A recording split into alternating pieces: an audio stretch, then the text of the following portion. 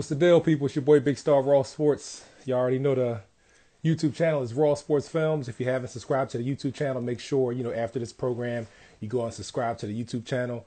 Tonight's episode of Legends Week featuring one of the Fab Five members, my man Ray Jackson, man, from Texas. It's definitely going down, man. Any hoop junkies, hoop historians, if you like college basketball, anything like that, man. You already know about the Fab Five. Fab Five runs synonymous with, basketball, with college basketball. That's Ray Jackson, Jimmy King, Juwan Howard, Jalen Rose, Chris Webber.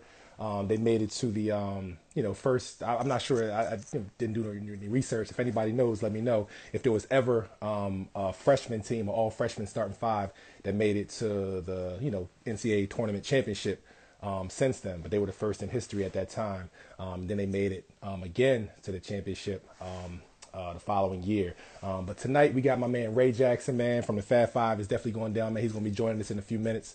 Tonight's episode of Legends Week is brought to you, sponsored by the first official sponsor of Raw Sports Films and the Legends Week podcast. That's His and Hers Juices. If you haven't followed them, if you haven't, browsed their page, make sure you go to their page and check them out. That's His and Hers Juices on Instagram. Make sure you check them out. This right here is the Paradise Punch featuring pineapple, pear, and ginger. It's definitely a banger. All right. So real quick, while we wait for my guy Ray Jackson to join us, I figured we'd do something real fun. What up, Chris? What up, Big Chris? I see you, Kyle Lewis. I see y'all in here, man. Ray Jackson, Fab Five is about to go down, man. Let's play a quick Fab Five trivia. All right, a quick Fab Five trivia. I'm gonna test y'all Fab Five knowledge. All right, so I'm gonna ask y'all some questions. All right, and I want y'all to type y'all answers in the comment section. All right. So of the Fab Five, which player played center? We're gonna start out easy. All right. Who played center? What up, Sean Comfort? I see you, big dog. Who played center for the Fab Five? Who played center? Come on, I need to see the responses. I need to see your answers. Who played center for the Fab Five? We're gonna start off easy.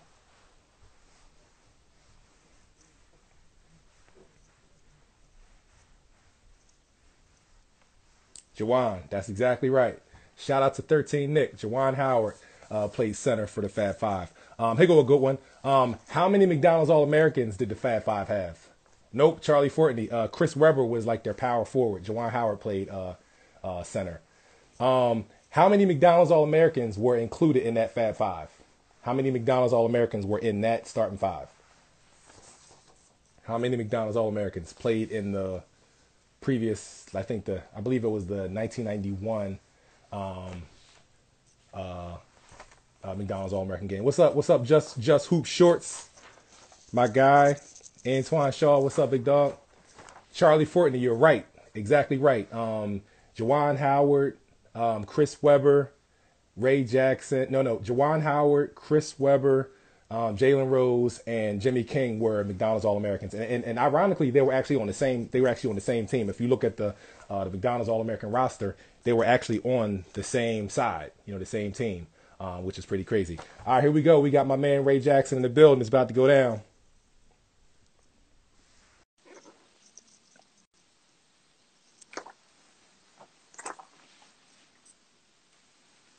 My guy. What's up, my G? Hey, we good? I'm blessed, man. We more than good, man. I see you crystal clear, HD quality. It's about to go down. We about to have some fun, man. You good? Man, always. You know how we play. I already know. Hey, I was just having some fun with the people right before you joined. While we was waiting for you, I was asking them. Had a little Fab Five trivia. I'm gonna ask them one more question while you on. So this question is for the people. One last question of the trivia. Who was? All right. This is a good one.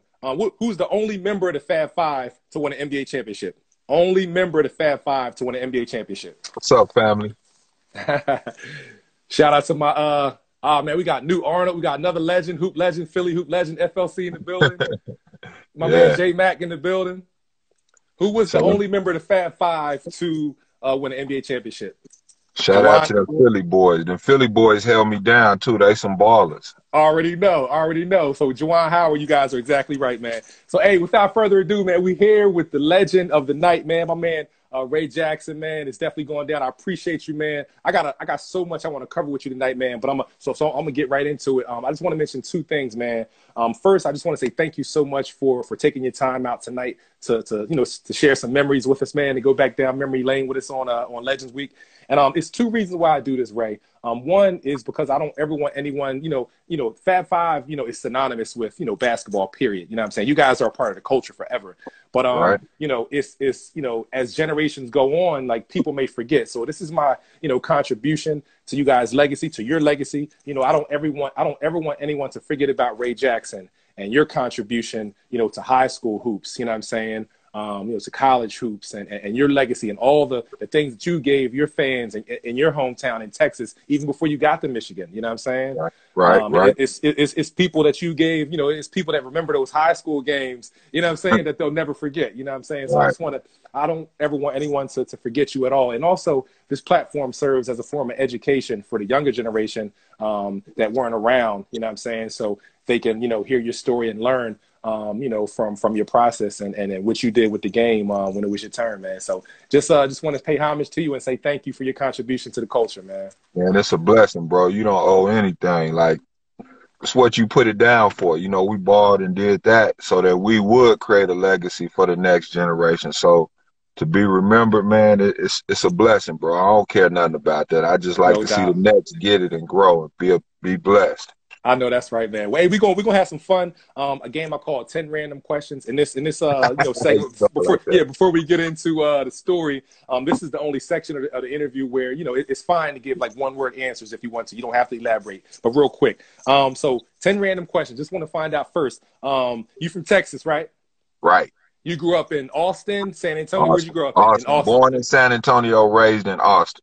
Got you. So one of your favorite, during the hip hop era, 80s and 90s, the West Coast was going on, New York was happening, but the Midwest was always popping. You know what I'm saying? Texas and all that. Who's one of your favorite, or a few of your favorite rappers or groups, from Texas of all time? Ghetto Boy, Scarface, Willie D, man. That's the number one to me, bro. Rest in peace, Bushwick Bill, man. Exactly. Yeah. Bill. My guy, Willie D, coming at you, holding my ground like I'm the statue. Come on, now.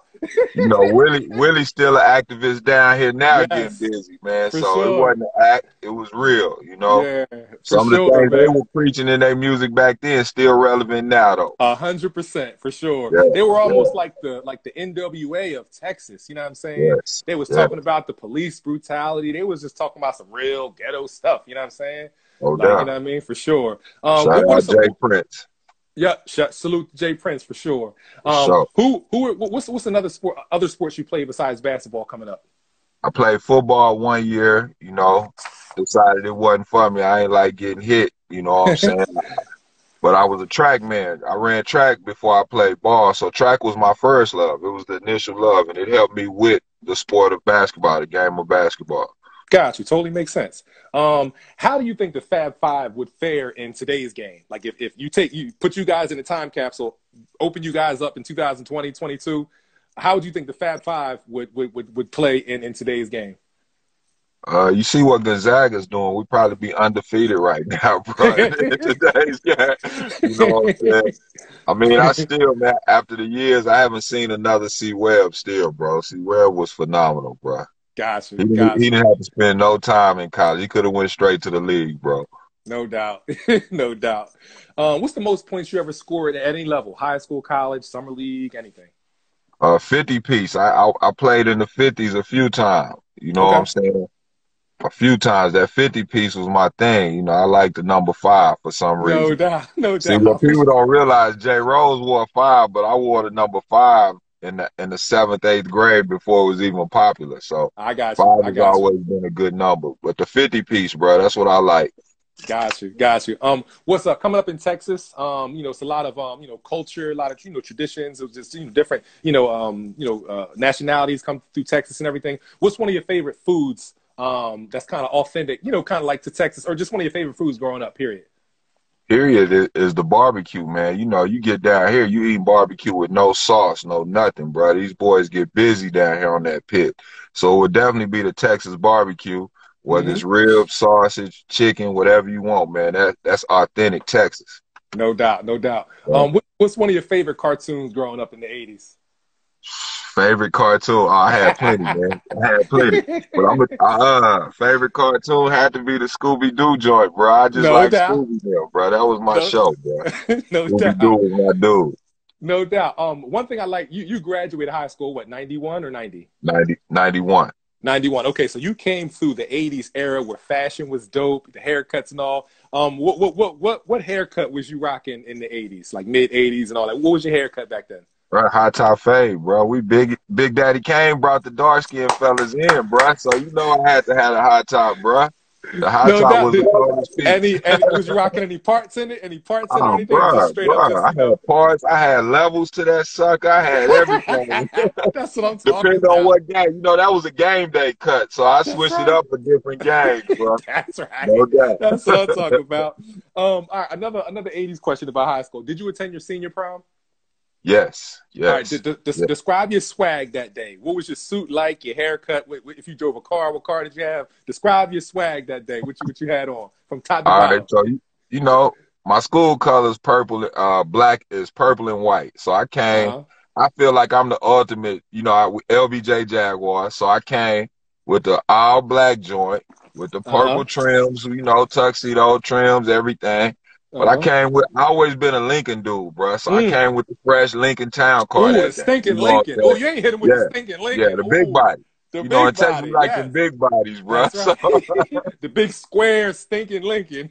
man, I came simple and fresh with the fresh, you know, shoes, boom, purple and black, Carter match, black, we gone. You I know know what I'm that's right. saying? I know that's right, man. Who's the toughest player you had to ever guard in high school or college? Somebody you remember like, yo, my man was tough, man. That was a good matchup right there. Man, I had a few, bro. That list is crazy. From Jimmy Jackson to Calbert Chaney, Jamal Mashburn. Mm, My favorite though, bro, that I really liked to guard and who brought the most out of me was two guys, and y'all know them well. We mm. saw 2 years in the tournament, Eddie Jones and Aaron McKee. I love those guys. Temple for What? sure. Man, them young boys got busy, man. You know what I'm Hmm. saying? So, you know, those two guys, I had a few matchups, but you know, they threw me on all the killers anyway. So I got you. I got you. every night I had to see somebody that was about that. No doubt. Last question of the 10 random questions. Who's a local, Texas legend or somebody who inspired you coming up that we may not have heard of? You know what I'm saying? Somebody that was a beast in Texas that you looked up to in high school or coming up. Well, for me, I had a few, but the main one was a guy named Jason Shedd. He Okay. played local, but he was a talent in basketball, football, everything, baseball. But he was one of Hmm. the first dudes to take the city of Austin to the state championships in basketball when I was a youngster. You know, Okay. everybody always played the states, you know, like they do in Michigan and everywhere else at the college. So we played at UT downtown. Hmm. That was always a dream of mine, and I was always inspired by him taking that team, you know what I'm saying, to the state title. So that was my goal coming up, to be a leader and take our school to the next level as well. Got you, got you, got you. I appreciate it, man. Well, hey, that's random questions, man. We're gonna get into your story and how I like to do it, man. I just want to give you the freedom just to rap. I'll be along with you to ask questions if I need to, but I'm just kind of give you the freedom, man. If you can, let's start us off at the very beginning, where the Ray Jackson story begins. Start us at the very beginning, and we'll just go from there. You know, where the Ray Jackson story started, Austin, Texas. You know, I'm the son of a former All-American in football. My father played at Texas State. Oh, Went wow. back went back to college late after, you know, going into the workforce. Had kids, graduated, was All-American, had an opportunity to play pro ball, but decided to go into coaching and teaching. Okay. So, you know, I was raised in this, you know, in the sports environment. I had a killer around me. Dad Pops was a Hmm. big man, defensive lineman. So Oh, wow. I was raised around that, bro. Always around the sport. Fell in love with track. You know, originally Hmm. Carl Lewis was my hero. I like speed. You know what I'm saying? And I always want to be faster than everybody else. So that transitioned me to basketball. I spent a lot of time on the east side of Austin, Texas, where all my family is. It's really the hood. You know what I'm saying? You can't come up and play basketball if you weak over there.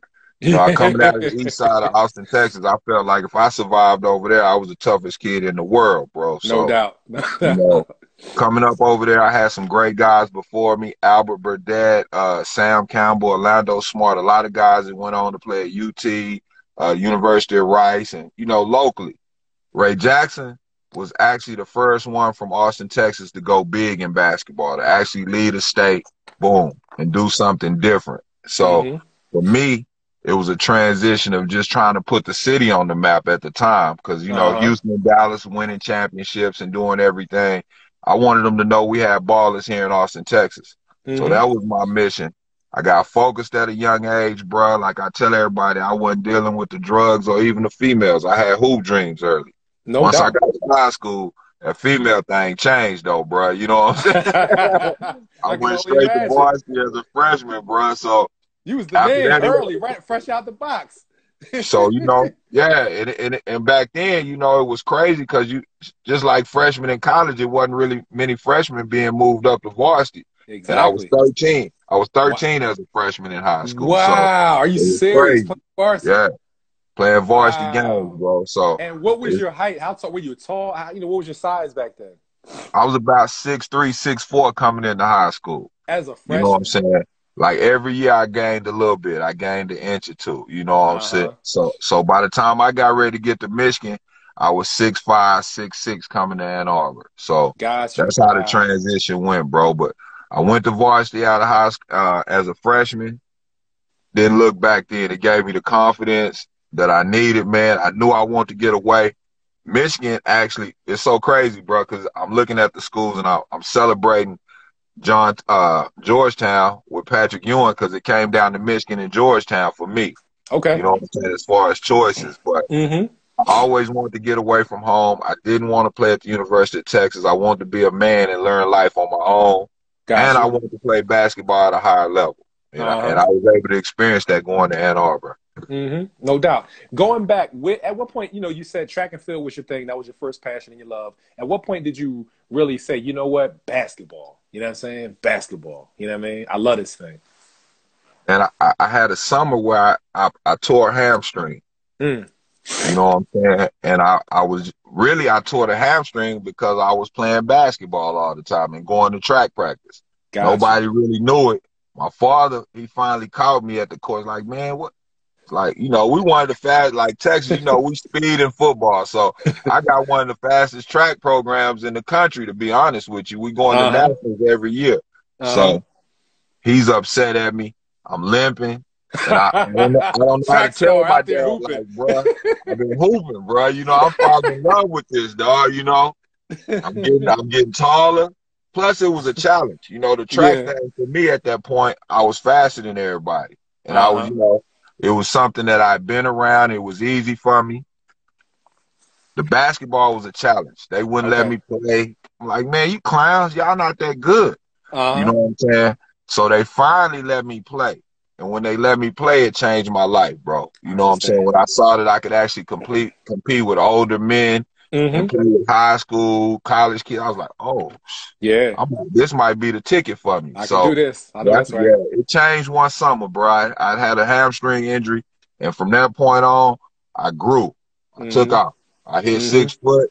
I started dunking, and it was like, wow, okay, this is my this is my sport, bro. What describe to the people, you know, people saw you in Michigan, but, you know, this was before social media, before YouTube, before Facebook and Instagram. You know, it wasn't a million cameramen at your games making highlight reels. So a lot of us only saw you guys, you know, when you got to Michigan or some McDonald's All-American game, whatever. But describe your game in high school, you know, some of your strengths, you know, things you did well and things that, you know, ultimately, you know, the college recruiters was like, yo, I like him for these, you know, these things. You know what I mean? Well, first and foremost, I went to a predominantly black school. Okay. So was it a public school? I meant to ask. Was public school. LBJ a public school? Yeah. Okay. Yeah, public school, brother. The black school in Austin, Texas. Boom. Okay. So I'm at that school. So the gym is full every night, bro. You know what I'm saying? Weed smoke in the gym. It's old school, bro. You know, you got to get there. You got to get there at the freshman game to get to our game. So the atmosphere was crazy back then. I loved it. But what they would see with me early, they played me inside as they do most big dudes. Okay. You know what I'm saying? High school, you average size, but I was an athlete. Like I said, I was a track dude. I could dribble, you know what I'm saying? And I could do it all. And I was faster than most of the guards because I ran track. So I was beating guys up the court. jumping over dudes' heads, and it was just that. They saw the athleticism. Now, what they did not see was a polished basketball player. You know, and I tell everybody that I was the better athlete of the Fab Five, but I was not the better basketball player. Chris, Juwan, Jalen, they had played AAU basketball nationally. They had been all over the country. Coming where I was from, UIL wouldn't even we couldn't even have 3 dudes from the same high school team on a summer league team, bro. Wow. You know what I'm saying? So, and back then, we could only play a few summer league games. We could play like 30 games in the summer. It was crazy. Yeah. You know, Jimmy being from Dallas, he had a little more freedom. They had national teams. Part of the reason he got the McDonald's All-American bid. He was a great player, but he got the exposure and opportunities. Gotcha. South Texas, where I was, none of that was happening. You know what I'm saying? So I was a hell of an athlete, but not a polished basketball player. Got you. So take us through, however you want to, from start to finish. Take us through your Lyndon B. Johnson High School experience. You know, from some of your most memorable games, highlights, rival teams you played against. You know, just anything you want to talk about regarding your high school experience. Oh, man. I mean, the most memorable thing was winning the district championship. You know, I was in the district with Albert Burdett. If people get a chance, go back and see who that was. He was Mr. Basketball of the state of Texas. We ended up beating them at the buzzer to win the district championship on their court. And what year was that for you? That was your junior year. That was my junior year. They were seniors. My senior year was weak as hell, bro. I sat on the bench half the game. You know, it was. You know, we were beating teams crazy. It was crazy, bro. Oh, because y'all was just blowing people out. They didn't need you the whole game. Yeah, we only lost 2 games. We ended up losing the game in the playoffs, up on the team by 15, and fell asleep and let them come back and win late in the game. Wow, got you.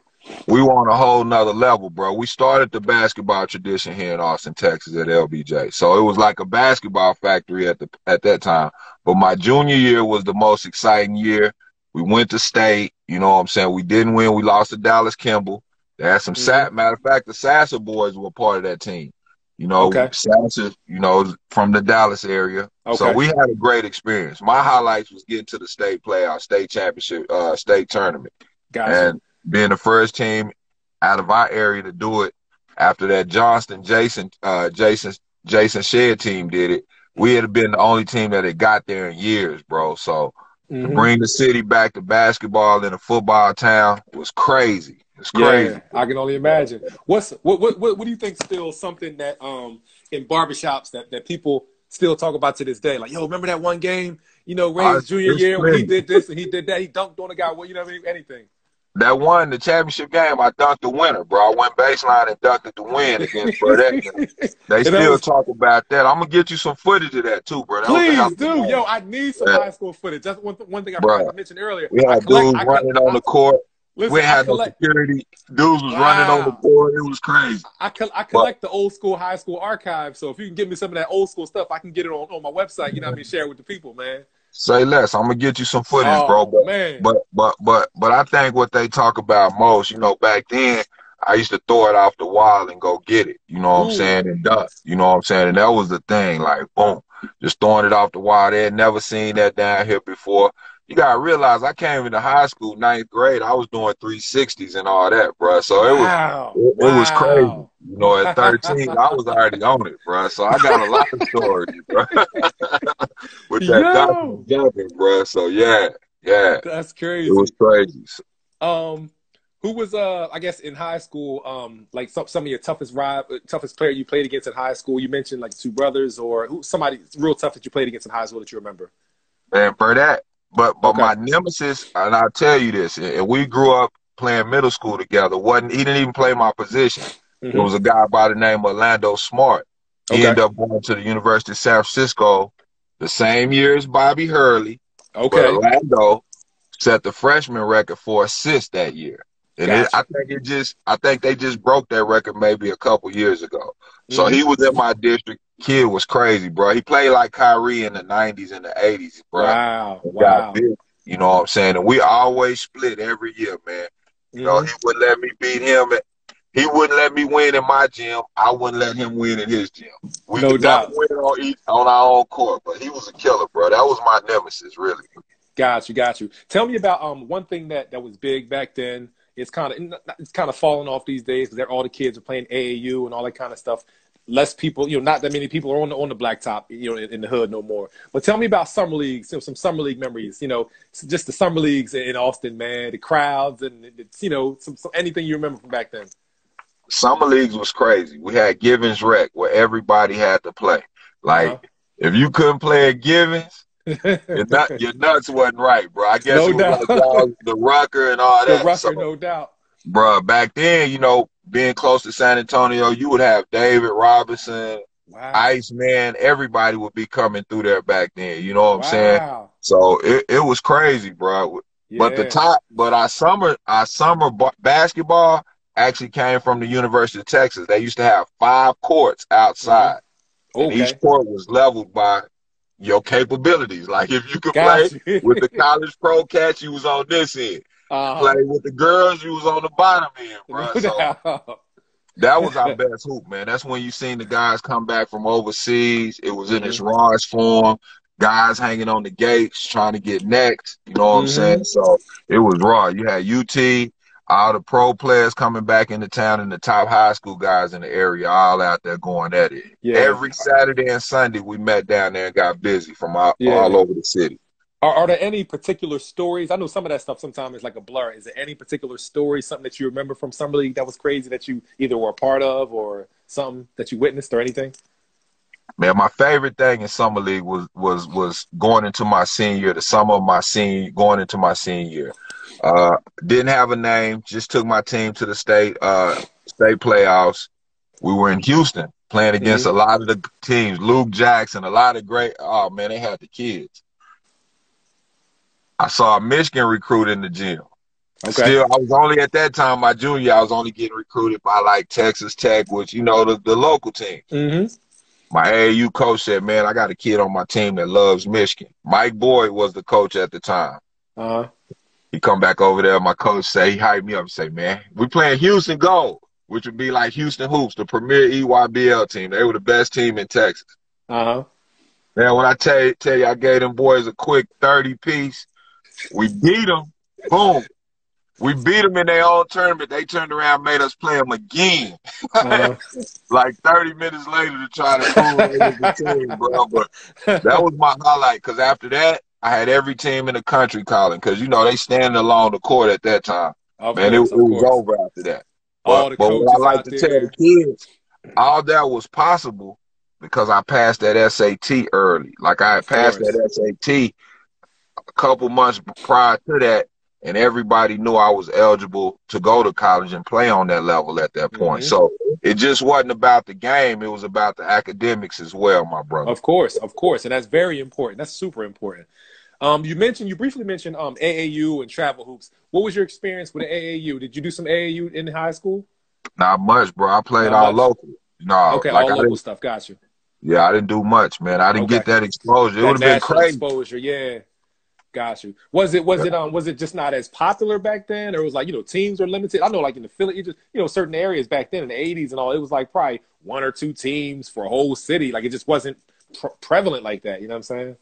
Man, and I don't know if you remember the shoe. We had a team down here that was an LA Gear team. They had the shoe contract. Wow, LA Gear had it. Wow.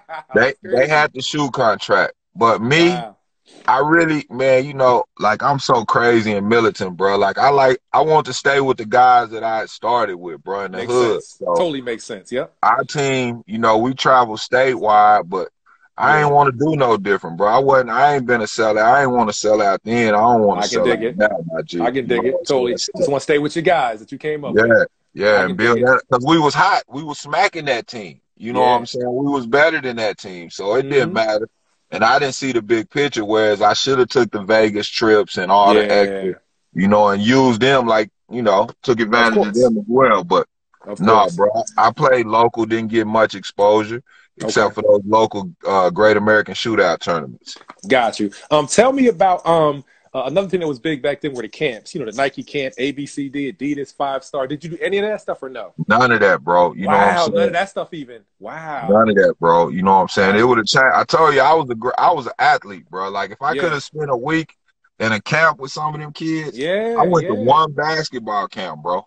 So that's part of the credit a lot of my teammates give me when I got to Michigan is how quick I picked up everything.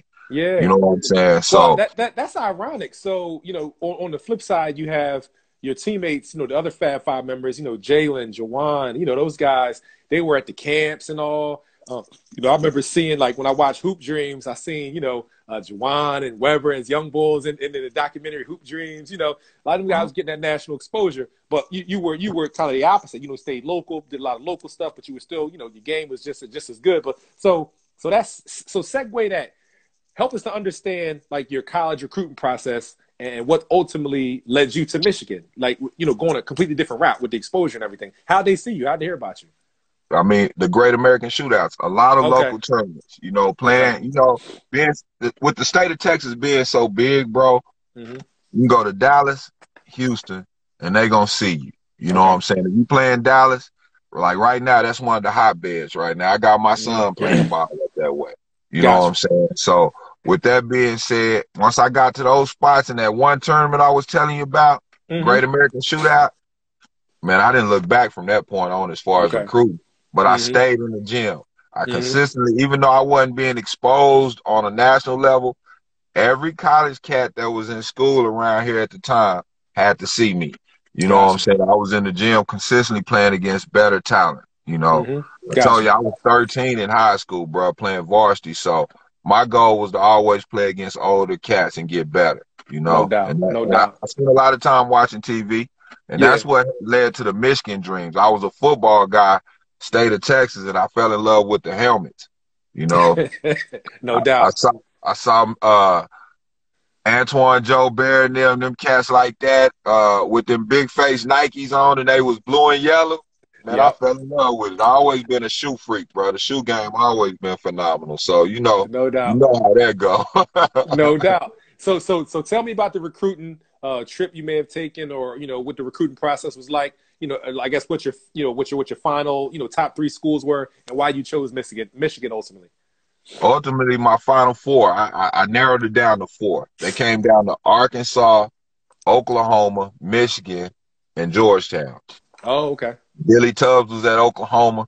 They played the up and down style of basketball I loved. They were running the South along with Arkansas at the time.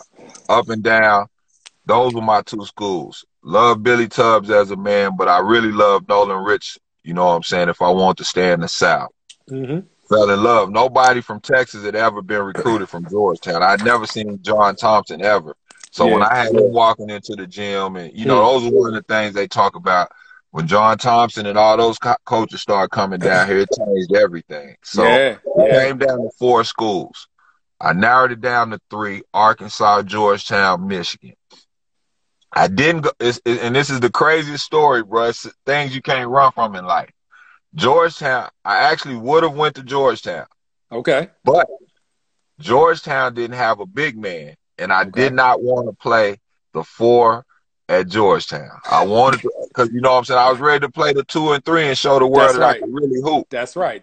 So I didn't choose Georgetown. I chose Michigan. Okay. Juwan Howard, Donnie Kirksey, his big brother basically just passed away from COVID. Rest in peace, Donnie. I love him. He's the mastermind behind the Fab Five. He was calling me every day like, bro, you would look good with Juwan.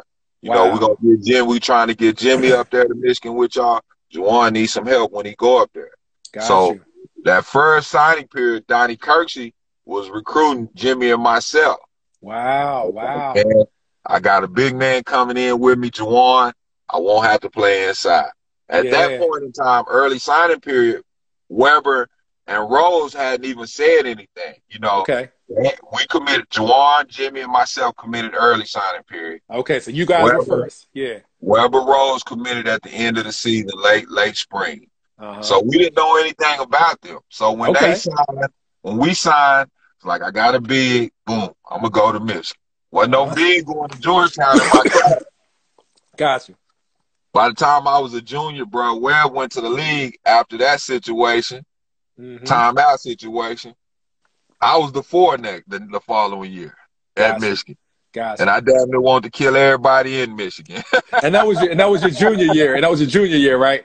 Yeah, that was You my wind junior up year, bro. ironically having to play the four again. Having to play the four. So that's how the recruiting process went. It would have been Georgetown. John Mm-hmm. Thompson loved me. I loved Gotcha. him. I mean, he was a great man. My father Mm-hmm. loved him, respected Mm-hmm. him. And But listen, I just how ironic was that Georgetown of all places, the home of the bigs, didn't have a big when you was trying to go there. that's crazy. Ain't that Morning, crazy? morning. I'm gonna tell you how crazy it was. Morning. Alonzo Mourning was my host on my visit, Wow. along with Wow, the that's Kimbo crazy. Mutombo. You understand what Wow, I'm that's saying? crazy. That's what I'm So saying. You got bigs. All of a sudden they don't got a big. and I'm ready to wear that blue Nike gear. As you can see, I rep that blue all the I time. know that's So right. I know that's it right. was an easy switch, bro. You know what I'm saying? But it was crazy. So I ended up choosing Michigan. You know what I'm saying? The guy, I'm gonna tell you what sealed the deal. Mm-hmm. Mike Boyd, the guy that recruited me at that AAU game from Michigan, actually got the Cleveland State job. Okay. So in the process of him becoming the head coach at Cleveland State, he reached out to me. He was like, man, even though I'm not there, Ray, Michigan would still be a great choice for you. So I was Gotcha. like, Coach, I rock with you. I trust what you're saying. I'm going to go on and commit. So from that point on, it was me, Juwan, and Jimmy. You know, they Yeah. get to So the at that McDonald's point, game. there was no y'all wasn't thinking, oh, we gonna be like a dream freshman team. It was just like, no, it was y'all three, bang, and whoever else, whoever y'all wasn't thinking about the other recruits at that point. But go ahead. You said in the McDonald's game. Go ahead. You know, at that point, like what you saying, Eric Riley was already there. They already had Mm-hmm. Mike Talley. So I'm thinking I'm just going in. It's only three of us. Boom. I'm going to play as a freshman. Of You know what I'm course. saying? So we get to the McDonald's game, and it's so crazy. And me and Jalen, we laugh about it. I just saw him post some crazy stuff about the name Jalen, and Oh, I everybody did knowing see it. that on his page. How common the name Jalen is. Yeah. Man, I Yeah. was calling him Jalene. I was calling him all kind of stuff when I first met that boy, man. I say, bro, you know what I'm saying? What's your name? And he would pronounce it for me. So I didn't even know his name. I couldn't even pronounce it. You know what I'm saying? But Called him Jalene. after, and it's crazy. So after the McDonald's game, Perry Watson, his high school coach, ended up getting Mike Boyd's position. Mike Okay. Boyd Wow. went to Cleveland State. They Uh-huh. they hired Perry Watson, and then Jalen and Chris came. Okay. So from that point on, man, I was like, wow, this is gonna be crazy. I'm Yeah. excited because I'm ready to compete against any and everybody. I don't care who it is, bro. That's right. Steve Fisher sends me a message talking about he want to red shirt me. So at that point, I'm in the back of my mind like, damn, bro, I shouldn't even go up to this school. Now this dude don't believe in me. You know what I'm saying? Wow. The worst thing I want is a coach that's already talking red shirt and he Yeah. ain't even really seen me get down. Exactly. So in the back of my mind, I had it filed. Boom. You know what I'm saying? Like, okay, this cat right here really ain't, he ain't feeling Yeah. me. But Yeah. I didn't know the politics of the game at the time. You Okay. understand what I'm saying? I didn't know, and I'll be honest with kids, and I tell people this. Go to a school that loves you more than you love them. I You understand. understand? Yep. It's like going to the club or going to the party. Mm-hmm. Date the girl that like you. Don't go after the one that, you know what I'm saying? If she Of choose you, course. it's showtime, baby. No You doubt. did. You already know. You already know what time it is. Because they ready to invest in you. There you go. That's They right. already That's ready right. to invest in you. So coming Mm-hmm. from Texas and not knowing the business part of it was a Yeah. complete culture shock for me at the time, bro. So Gotcha. that's how the recruiting process went down. They signed, came to Michigan. Michigan was thinking about red shirting me. I told them not a chance. I'm finna compete for this job. And from that point on, history was made, bro. I know that's right, man. So tell me about let's talk about the Michigan experience. And you stayed all 4 years. Weber left early, I believe. A couple other guys left their junior year, something like that. But tell me about the Michigan experience. But first, take me back to, if you can remember, the very first practice, walking in the gym. Your very first practice, if you can remember that day. I'm gonna take you before the first practice. So we get there early. The very first time we played together, we get to orientation. Mm-hmm. Get to the dorms. Got to go take the little test and do all the orientation stuff. What people don't understand, the Fab Five, very intelligent guys. No doubt. Everybody in the group went into orientation. took them little tests. Everybody got right to their main classes. You No understand? We doubt. didn't have No to do doubt. no more for 'em. So if they Yeah. ever say anything crazy about the Fab, all them dudes is intelligent, highly intelligent. They That's came what's into up. high school with a great mind. So That's with what's that up. being said, we left orientation, went back to the dorms, and we sitting back like, we ain't got no car. You know, everybody, It's like, bruh, college kids. we stand in the projects basically because our dorms is like 8th floor South Court. You got Wow. football class, it's Uh-huh. co-ed, everything. Ooh, So co-ed everybody too. outside. Wow. We say, Yeah. bruh, there's some courts outside. Say, man, let's go show out. So we went down, bruh. When I tell you, bruh, Yo, this is for, crazy. for me, bruh, it was crazy, bruh, because I finally, coming from Texas, I finally played with, I felt like, 4 of the guys that were on my level. When I tell you Yes. we went out there and we was throwing hoops and, Jalen with that flat-footed left hand, he just shooting threes. I said, we're going to kill these boys. And this was I'm just going out. This was just in the courts on the campus. You know what I mean? right next to the dorms, bruh. Yeah. So I'm y'all was throwing the playing against ball other up. students. Y'all was playing against other students or something. Just Other with, athletes, football players, okay. everything. We were just Mm-hmm. clowning, just having a Yeah. good pickup time. But I'm Yeah. looking at it because I'm throwing it to Weber, and the man's hands is so big, bro, and he just catching it. I said, "Oh shit, I ain't never seen this in high school." Yes. Yes. Like I tell people to this day, well, Chris Webber is the best kid I've ever seen coming out of high school to college. There's never been a Wow. better player that I've seen. Wow. But Mm-hmm. that was the first time we played together. Got you. When we got to Michigan, when we got to the first official practice, we were separate. Mm-hmm. You had Chris and Jalen and Jawan in the group. Then you had Jimmy and myself in a group. You Got you. understand? They had starters with them. So we were competing against each other in practice. Okay. The times they did let us come together and practice together, we shut practice down. Yeah. And it was crazy, bro. And I wouldn't, I don't lie. Our team, that's what made the transition from the Notre Dame game when we all started together for the first time. That's what made it so easy because we had practice moments where all 5 of us had been together and we completely dominated. Wow. So our teammates already knew what time it was. They already knew what time it was. Man, it was already, they knew what it was. They saw Voltron forming and what it could do in practice.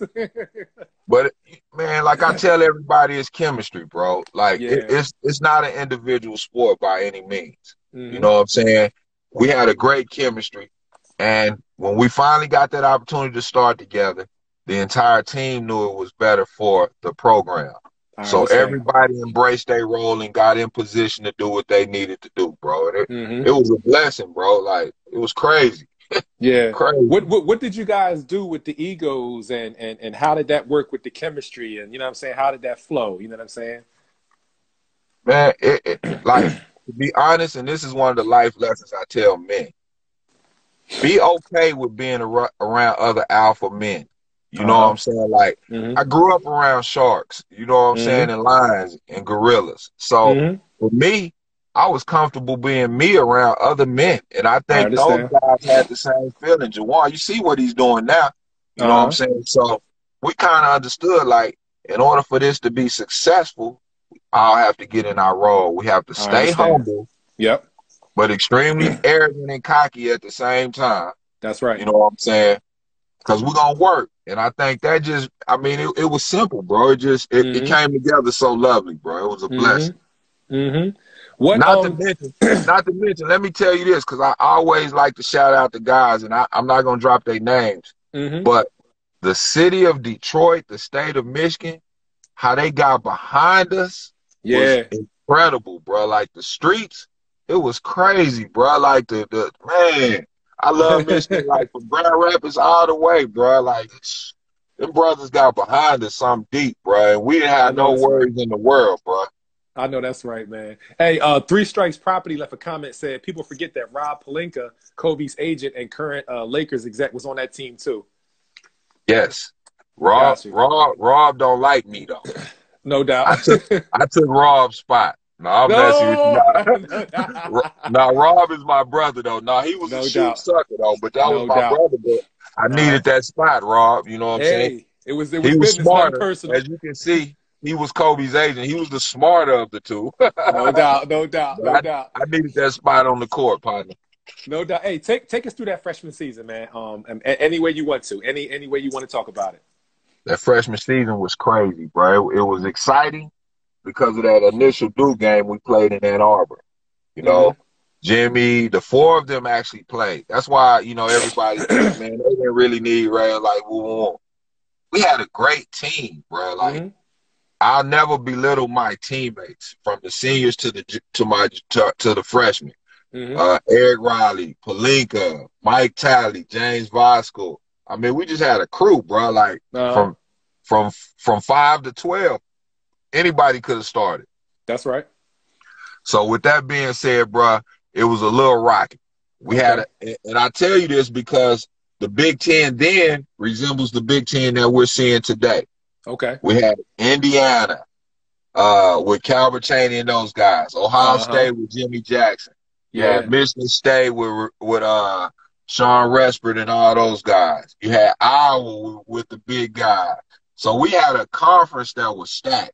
That year, Indiana and Ohio State were the best two teams in the country behind Kentucky and Duke, mixed in with that. So we got smacked 4 times in conference. My man said Purdue, big dog, Glenn Robinson. Big dog. But Big Dog sat out that freshman year. He didn't play. Remember, he was a redshirt freshman that year. So he didn't play that year, our freshman year. But you know, but they had a squad though. He's saying Purdue was they had killers. So with that being said, the Big Ten season was up and down. But what it did do was prepare us for whatever was before us. Because like I said, we had the best teams in the country in our conference. We lost to Indiana twice, Ohio State twice. In order to get to the Final Four that year, we had to beat Ohio State. Wow. And that year's Final Four, you had Duke, Cincinnati with Nick Van Exel now. Yeah, Nick the Quick. You had Indiana.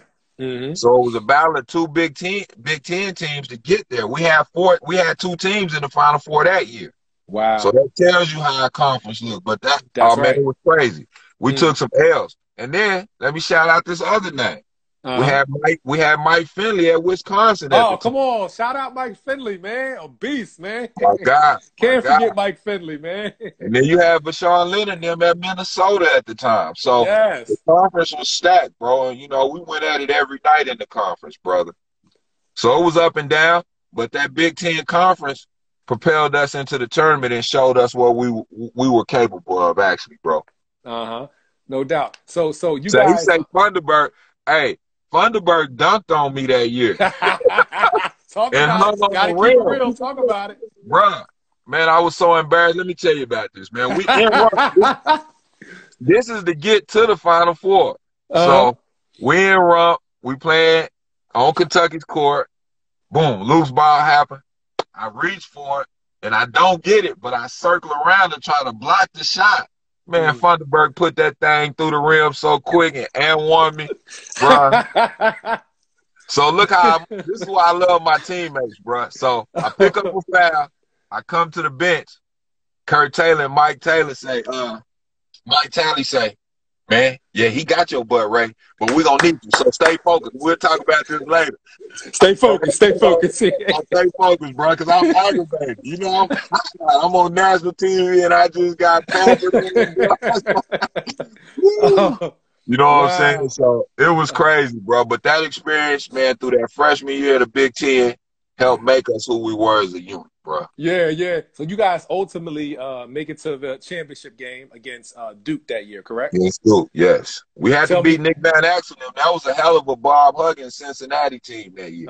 Oh, so y'all played Cincy in the Final Four. Yes. Yeah. Okay. Tell me about that game, what you remember from that, and then talk about the. My man J Mac said, was that the game when Juwan did the cabbage match? Yeah. That's when Juwan showed out, bro. We finally got over the hump that game. Was that the Cincinnati game? No, that was the Ohio State game. Oh, the Ohio State game. I'm sorry. Yeah, you guys. That was a dogfight, bro. That team with Thunderbird, them and Jim Jackson. Man, that was a game. Wow. But yeah, that Nick. The only thing I'm gonna tell you about that, the first thing I'm gonna tell you about that Nick Van Exel Cincinnati team. And what I love, man, they talk more shit than us almost. You know what I'm saying? We was on that boy talking cash, boy. I You know, already know. bro. You know, the love of the game. So they were scrappy, played hard as hell. It was a great game. They deserved to be there. They could have easily won it, bro. Got you, With that got you, team. got you. Yes. So what do you remember from take us back through the championship game and what it was like first being in the national championship game. Tell me what it was like from the time you guys came out the tunnel, man, and seeing all the people and realized that y'all were in the championship game as freshmen, man. That was crazy. I mean, we had played in front of big crowds prior to, bro. But the moment I think when we looked at each other's face for the championship game, we were in Minnesota. They had the big board up. And they calling out our names, bro, but as they call out our names on the board, they got this big, like, baby bed. Like, and every time because they were considering us babies. So every time they said Jalen Rose, they popped out a bottle, and they had a picture of Steve Fisher throwing the bottle into the thing. So we looking at each other like, nigga, we made it. It's showtime, bro. You know what I'm saying? That's right. So we were excited, bro. That's when it really hit me. And I'm looking up there, and I can see my mom where they're sitting over there. And I'm like, this is what it's all about, bro. This is what the hard work is all about. So that game, and this going to sound arrogant, bro, as hell. Mm-hmm. And it goes back. And I don't want anybody to think that I don't have love for my coach, Steve Fisher. I love and respect him. The Fab Five was the first, so he didn't have the experience of Calipari knowing how to put 5 freshmen together and make it work. Yeah, Corey Blount was a beast too, bro. But the championship games, our freshman and sophomore year, are the years we didn't finish on the court together. Gotcha. And we always lost them games. You understand what I'm saying? So my freshman year against Duke, it was crazy. We were winning at halftime, fell apart after halftime. But our chemistry and our flow and our substitution pattern was crazy, my man. Wow. So that was sick. That was a horrible feeling. That was a situation after that game where Chris Webber walked me off the court and put his arm around me. And I love him for this. We were talking about this a couple of weeks ago, me and Webb. I said, man, do you remember when you told me after the game, like, man, you might need to transfer, bro. They ain't going to never let you hoop like you need to at Michigan. Wow. And I was like, bro, I'm really contemplating that. So that's deep, man. That's deep, man. Yeah, wow. I was hurt because, we were so used to being on the court together, bro. Like, if we on the court together, we feel like we can win any game. Exactly. When Steve Webb called that timeout, it was just 4 of them on the court. Yeah. And a lot of people don't realize that I had just hit the last couple buckets that got us in that predicament. But Fish pulled me out. You understand? So that's one of the things, the chemistry that we had, like, man, we didn't lose when we were on the court really together the end game. So it was a crazy experience, that first championship game, but it fueled the hunger for us to come back. We had some discussions after that, and we wanted to come back and win it the following year. And I think we got there. What was the conversation like in the locker room? What was the atmosphere in the locker room after that first freshman game that y'all lost? Like, it was your freshman year, the championship, that year. What do you remember about that night in the locker room and what the conversation was like? Everybody was extremely upset, because you got to understand this. I'm an LJ baby, Larry Johnson from Texas. So I watched this same team beat my big brother and them the year before. And and it's funny how God works. I'm not even knowing back then, like, damn, I hate Duke. I want to beat Duke. Yeah. So we got the opportunity to play that same Duke team 2 times that year. And they kicked our butt both times. So in the locker room, we extremely mad. You understand? We upset. It ain't no crying, really. We upset. We like, we'll be back next year. And that was our goal from that point on, to come back and win it next year, bro. You know what I'm saying? And that's just how it worked. Hey, my man J Mac, one of my brothers, wanted to know if y'all would have won the chip, you think y'all would have left for the league that freshman year? No. Or anybody would have, or y'all would have came back? We'd have came back, definitely. Like I tell the kids now, nobody was leaving early then. But J Mac, the next year that was the plan. I think that's why everybody was so distraught, because we knew Webb was possibly going to be the first pick of the draft. Okay. You know what I'm saying? So we wanted to win it, and everybody was leaving. You know what I'm saying? We were going to lead that year. Okay. Little did we know, because of the lack of education and understanding, that just get to, and I hear people say this all the time, bro. And God knows I'm a winner. We were winners just by getting back to that championship game. Of We course, didn't actually have to 100%. win the trophy in order to go to the NBA. You understand what I'm saying? Yep. A lot of people discredit the runner-ups and all that, like the Kentucky team a few years ago. Shit, they didn't even win it. And their whole team went to the league. You know what I'm saying? Everybody, all 5 of those kids left and went to the league and got drafted that year. So we were so caught up in winning it that we didn't understand the big picture. Yes, we were planning to leave after that sophomore year. Got you. My man Gene wants to know. He said, "Remember, you remember playing Duke at the Cridler? At Chrysler? Oh, I guess it's a typo. Chrysler. I guess that's who he's talking about." And he said something about when Jalen dunked on Grant Hill at the Chrysler Center. Yes. Jalen Rose. Hey, boy, that Grant Hill. That Grant Hill was a beast, though. Oh, beast, for sure. But, that was Jay Rose nemesis. That's who Jay Rose are. Like those games, man, I want to hold Grant money. Let me hold Grant money. That was his nemesis. Got you. You know what I'm saying? That. Yeah. So that was a rival within itself. So you guys come back, next year. What's the mindset everybody's sophomore season? Well, everything changed that year. We go from being the darlings to the bad guys at that point in time. They build you up to break you down. How do you guys transition from being these diaper dandies, these wonderful kids, to now? How do you guys go from being bad guys? Man, it's just the narrative that the media can place on you. Nothing changed about our image, but they couldn't keep celebrating us for what we were at that point in time, bro. This is the 90s now. Understand what we were bringing in, what celebrated. At the U of M, our freshman year, we can't go into our sophomore year without talking about all the racist things that we heard going into that. They didn't want 5 black dudes on the court at the University of Michigan. You know what I'm saying? 5 freshmen and they black. That was unheard of, bro, at the time. So with us being able to be successful despite of, it led to some animosity to the next year. Because as we got smarter and wiser, we wanted to do what we needed to do to encourage and build our brand, bro. We went on the protest. We weren't wearing all the Nike shirts. We wore just blank shirts. We were trying to capitalize off who we were. We saw a lot of people marketing, making money off the Fab Five, but it wasn't no money in there for us. For example, we would go on the road, bro. So I think part of it was we started really speaking up for self. We would go on the road, and Mitch Albom was writing the Fab Five book about us, and he had all access to us. Now, if I go on the road, my mom and dad can't even come in our hotel room, but here this man is that's writing a book about us that we'll see no profits off of. Wow, just extorting y'all. Yeah.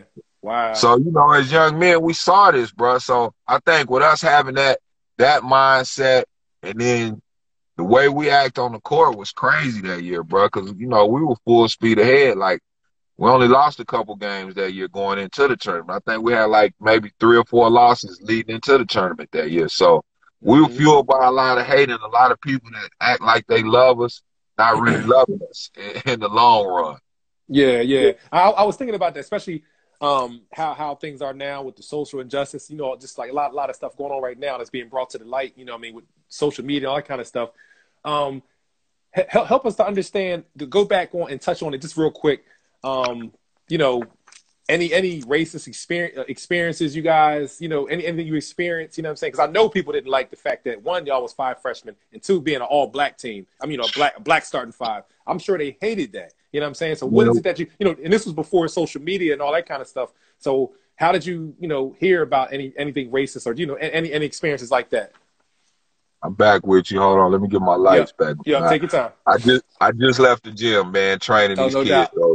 But, man, we got spit on and everything, bro. Like, They had to keep Michigan State, man, bro. They had to hold me back from running up in the stands and all that, bro. For real? That kind of stuff. Yeah. Wow. So we went through a lot of that, bro. Like, You know, And this was in the '90s. You know what I'm saying? in You the know, early '90s, bro. '90s. Yeah. Wow.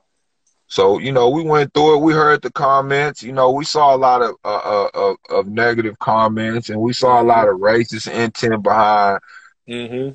just commentators and what they said during our games. You know what I'm saying? That Yeah. then, you know, so it was a problem back then, and that fueled us. I mean, you know, that Mm-hmm. really fueled us because we didn't see color, to be honest with you. Like you Mm-hmm. said, we had Raw Palenka that was part of the lineup, Uh-huh. James Voxel. So we didn't care about none of that. We want to win and be successful for the University of Michigan and our families, bro, and the communities. Got you. Got you. So take us back through talk about your sophomore season leading up to that championship, and then, you know, finish out, you know, talking about your college career, you know, any way you want to. I guess when the guys leave and then you're there, but you know, break it down.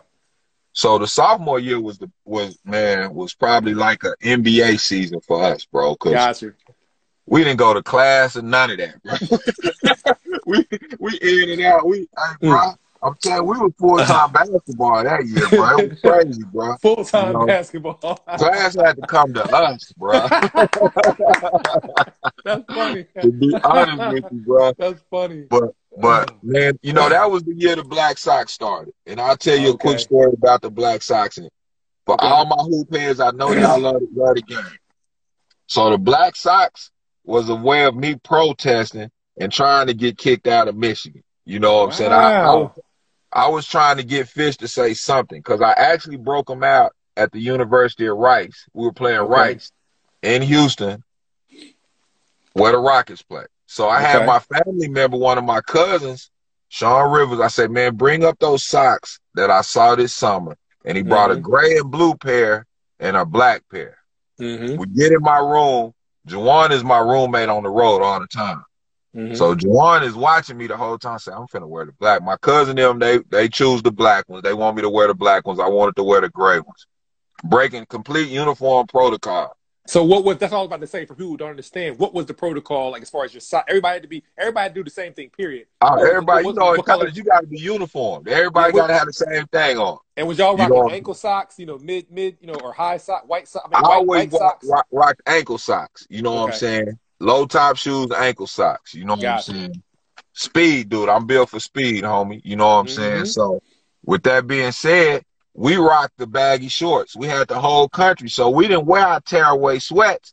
We just came out with the tops and the baggy joints, looking fresh out there. That's you know right. That's right. Yep. So, that game, after they saw my socks, this is why I love my brothers, bro. You know, we going through a little bit trying to work the Fab Five thing out, but my brothers was like, nah, bro, you ain't wearing them by yourself. So they ran across the street. This is how crazy it was. They ran across the street to the Galleria. You know what I'm saying? And you know how big the Galleria is. Every Galleria, super big. It was only like 4 or 5 pair of Nike socks black Nike socks in the entire mall, bro. You know what I'm saying? So they wouldn't let me wear them by myself. They went and got them. They said, man, we got socks too, money. We going with you. That's what's up, man. That's opposed to letting you man, go out there and be an eyeball. They said, look, we just going to do it together. We're going to do it together. I'm really cussing their ass out because I really was ready. Because we in Texas already, bro. You know what I'm saying? So I'm like, I really didn't want to go back to Michigan. I was trying to get Fish because he wasn't letting me shoot. He was, I'm like, bruh, you know, this is killing me, bro. I got game.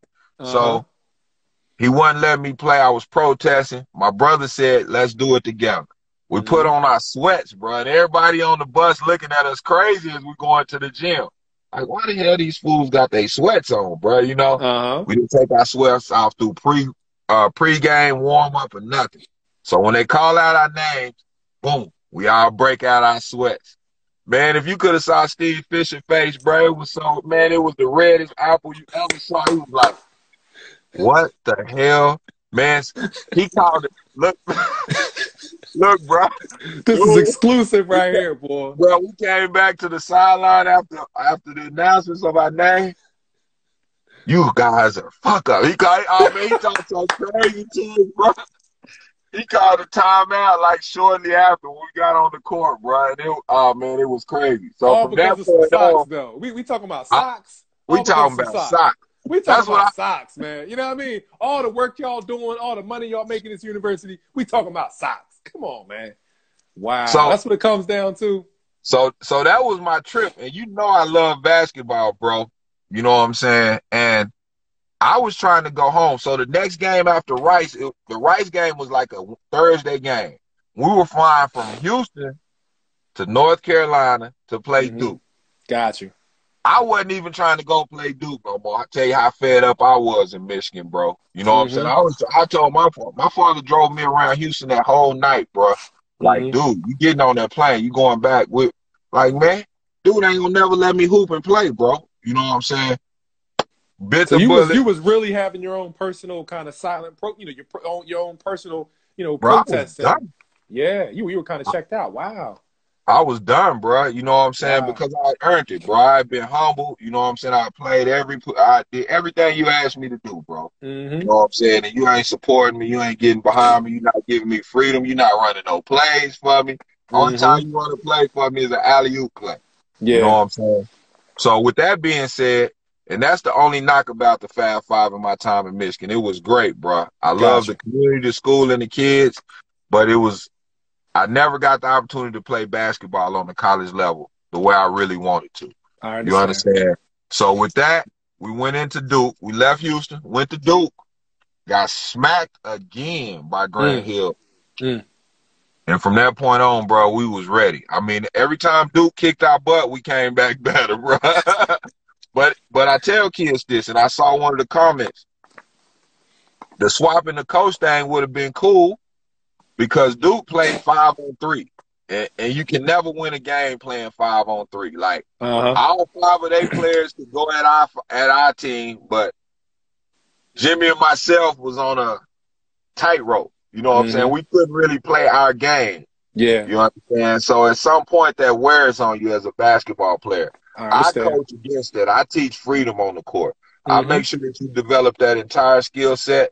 I'm not putting five pieces on the court that are not going to be able to, pose a threat, bro. You Uh-huh. know what I'm saying? So that helped me a lot, to be honest with you, but it hurt me at the time. Got you, got you. And fast forward, talk about the championship game against North Carolina and the Ooh, timeout and all ooh, that kind of stuff, man. ooh. So that North Carolina team we had played early in the year in Hawaii. Uh-huh. I actually had separated my shoulder during that Wow. game. Wow. Boom. I went out that game. Jay Rose ended up hitting a game-winning shot in Hawaii to Mm-hmm. beat them. You Uh-huh. understand? Beat North Carolina that night. So we had played that team already. We Okay. played Kansas out there. Kansas was in the Final Four that year. They ended up losing to North Carolina. So three of the teams from that Final Four were in Hawaii at that same year. So Got you. we were familiar with one another. Uh-huh. Yep. We went into that tournament actually with the letdown. It's not excuse, but it's facts. It was a letdown against the North Carolina team because we felt like we would beat them. I didn't play the game. We felt like we had our whole team back. And we had just really beat the number one team in the country. Uh-huh. Like that Kentucky Jamal Mashburn team was destroying teams. Yes, You they were. I understand remember what I'm that. I saying? remember that. They was beating teams by 30, bro. Uh-huh. And actually, if Leitner doesn't hit the Grant Hill and Leitner don't hit the miraculous shot the year before, that Kentucky team is in the Final Four the previous year. You Uh-huh. understand? So that team was deadly. Mm-hmm. We played them in the Final Four and beat them, went to overtime. It was a crazy game. And we just felt like that was the championship game, to be honest with you. Got you. You understand? They were the number one team. We came in as an underdog for the first time, even though we were number one seed as well. We won that game. We went into the North Carolina game expecting to have the same success, Mm. you know. And that North Carolina team was prepared.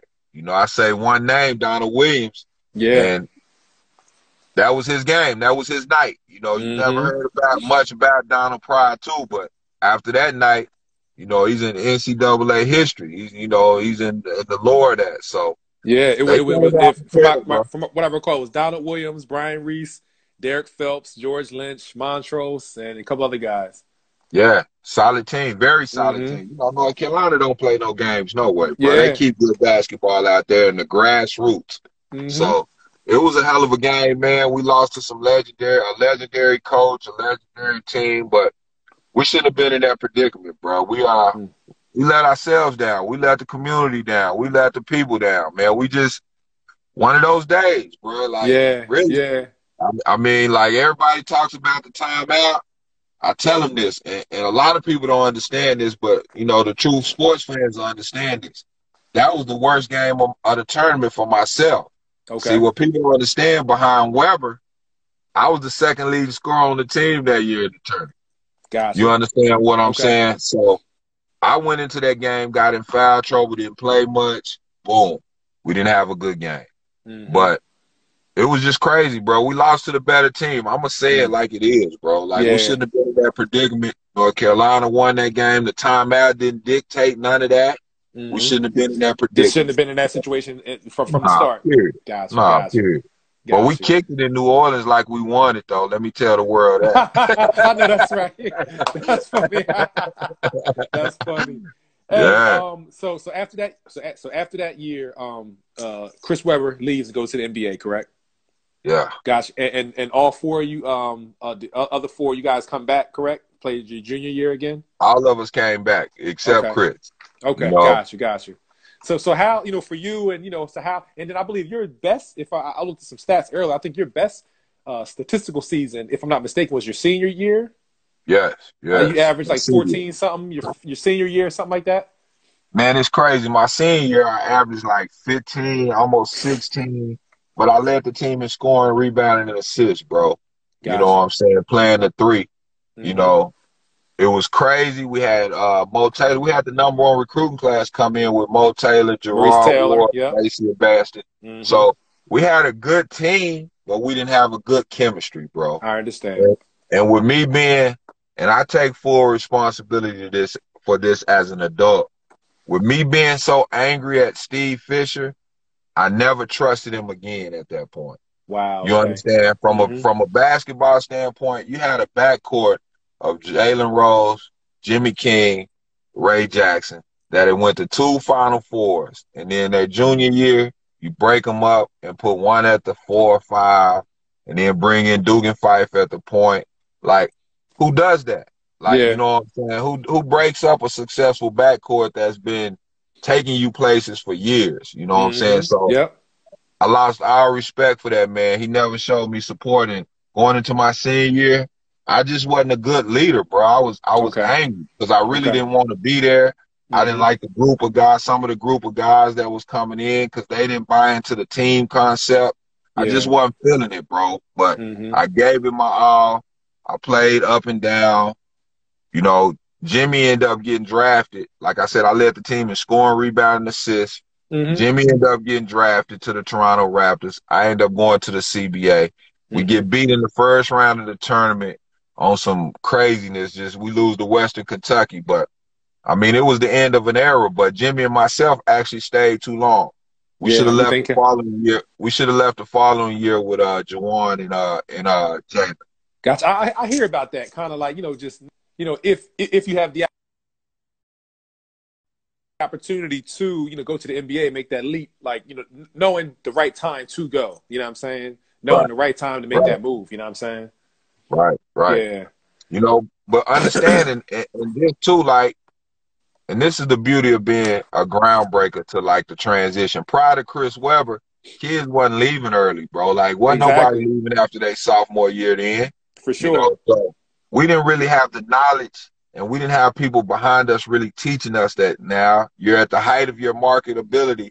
This is when you need to take that jump and that leap of faith. You know, Uh-huh. we were just staying in school, not knowing we were running our stock down through the ground, you know. Gotcha. So now that these kids have an education, I just love it. I love seeing them go to the G League. I love seeing them go overseas. Whatever you do not to be exploited and to utilize your talents and gifts to the best of your ability to help your family, that's what needs to be done. No doubt. And just curious, out of curiosity, were you working with an agent, or who was helping you to make moves and make those decisions back then? Bro, like, not many people, bro. Like, you know, like, to be honest, and this is the reality of it, bro. When you don't get drafted, everybody changes. Everything changes from that point on. So a Gotcha. lot of it, I was fighting, searching for agents, you know what I'm Okay. saying, trying to find somebody to represent me. You know, I didn't have no insight. You know, all those guys went on, had agents and did what they wanted to. It was like every man for themselves at that point I in time. understand. Wow, wow, So, you know, my coach told me he couldn't do nothing for me. Went in his wow. office, sat there and tried to, like, man, you know, he said he couldn't do nothing for me. So I went to the CBA from that point on, my G, and Got you. had So, a so, great so, year in the so, CBA.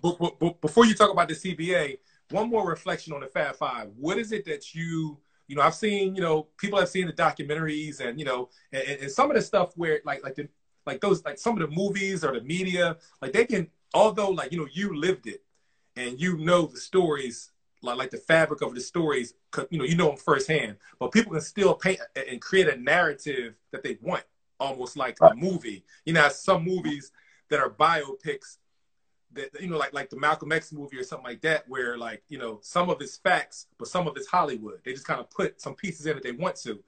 But what do you want to be remembered by when people think about the Fab Five, like 20, 30 years from now? What do you want them to remember that maybe even like the ESPN documentaries may not have told? You know what I'm saying? What do you want to be remembered by? Man, I like, to be honest, bro, like I don't know how to tell people, like, I don't care about none of that, to be I honest understand. with you, my I G. got you. You know Yep. what I'm saying? Because the simple fact, like I tell you, the basketball player with inside of me, I never got to play ball. So Okay. I have a lot of people judging me off no freedom and not being able to play ball. So Yeah. they look at me as the fifth wheel in the Fab Five. My Mm-hmm. crew know, the five of them know, the four of them know that I'm the nuts. Like, I'm really I'm a dog. You know what I'm Yeah. saying? When it comes to it, and I don't like to say it, but my Yeah. brothers know it. You know what Mm-hmm. I'm saying? So for me, I don't want them to think nothing other than what they think. Like, I was Mm-hmm. the piece that played D, because my thing is this, bro. I want to glorify the role players in basketball, but not only basketball, but life. No Like doubt. the dude that clean the gym, that cut on the lights at work, the dude that don't get no recognition. I represent them, bro. No Like, doubt. No doubt. you know what I'm saying? Everybody look at the car, but nobody looks at the engine unless you really into cars. They, No oh, doubt. that's a pretty car. You know what I'm saying?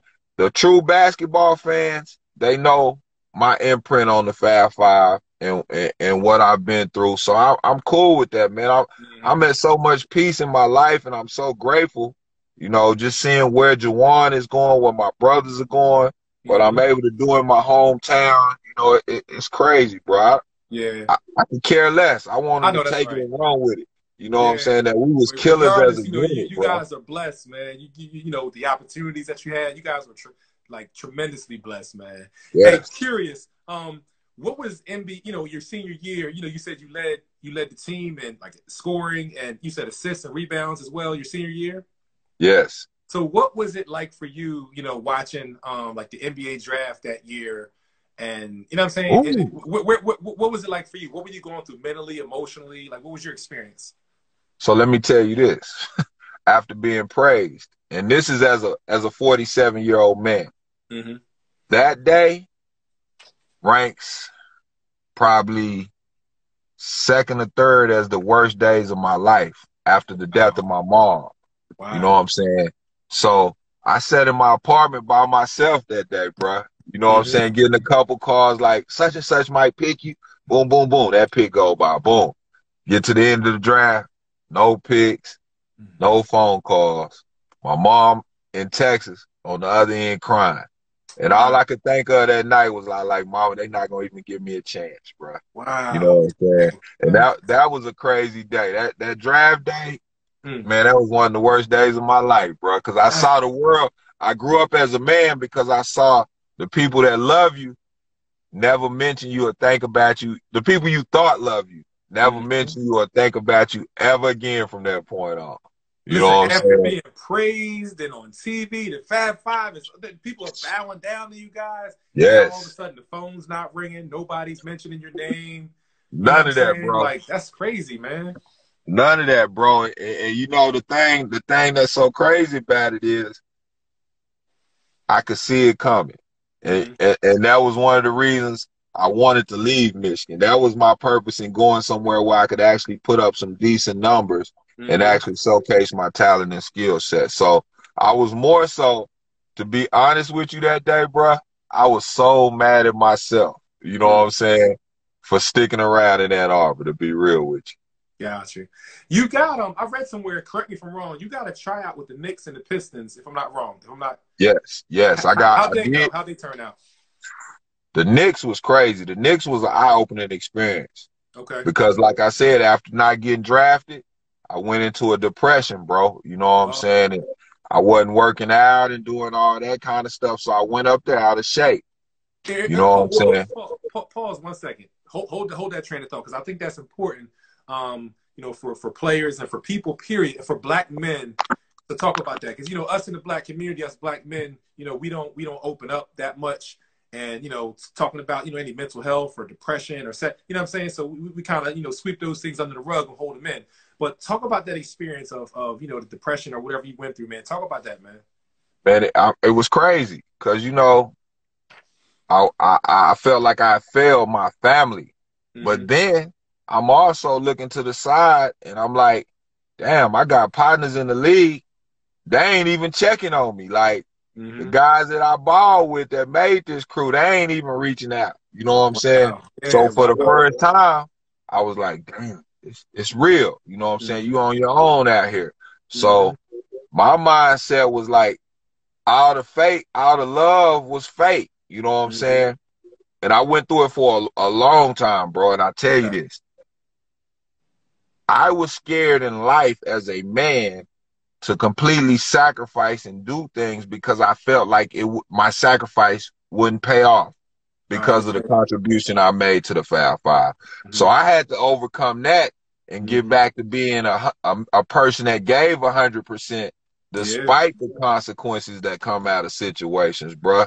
So mentally, it took a major role. It was a hit to my confidence, everything else.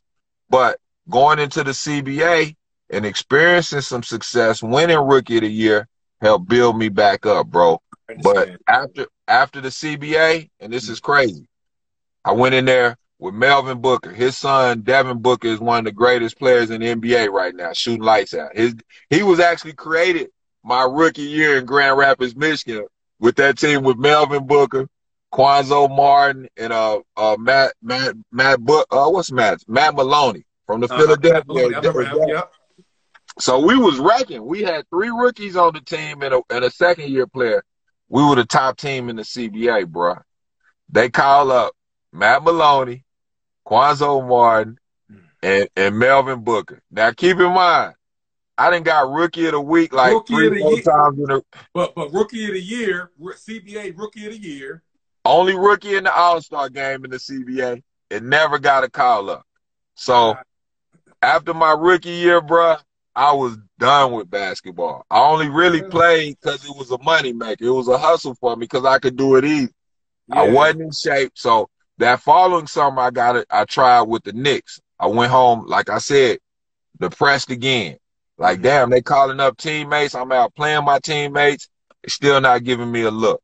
Boom. I went to the Knicks on a whim, bro. I just went for the hell of it. I wasn't even in shape. I hadn't even been working out. I was like, I'm going to give it a...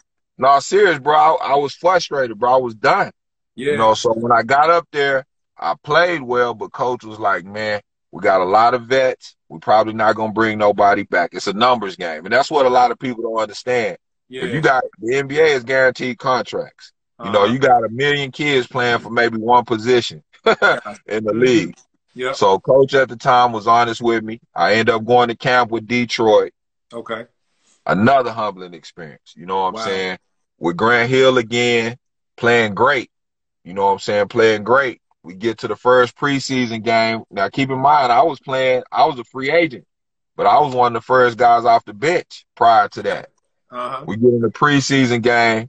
I got Stackhouse, and because, you know, by then they in the league, I got Stackhouse, Vernon Maxwell running by the bench like, Ray Jack, when they gonna put you in the game? I got people in the crowd, bro. I felt like the ultimate scrub, bro. I got people in the crowd in the Palace, bro, like, put Ray in. Put Ray in. Man. Bro, I did not play the whole game, bro. Oh You man, understand? And I that's had been humbling, playing. man. Dude, it's all fun. It's crazy now because it worked out in my favor because God is great. But they cut me the next day. Wow. The next day, I went to a Biggie concert. Finally got to see Biggie in the Palace and kicked it like a I know that's and right, man.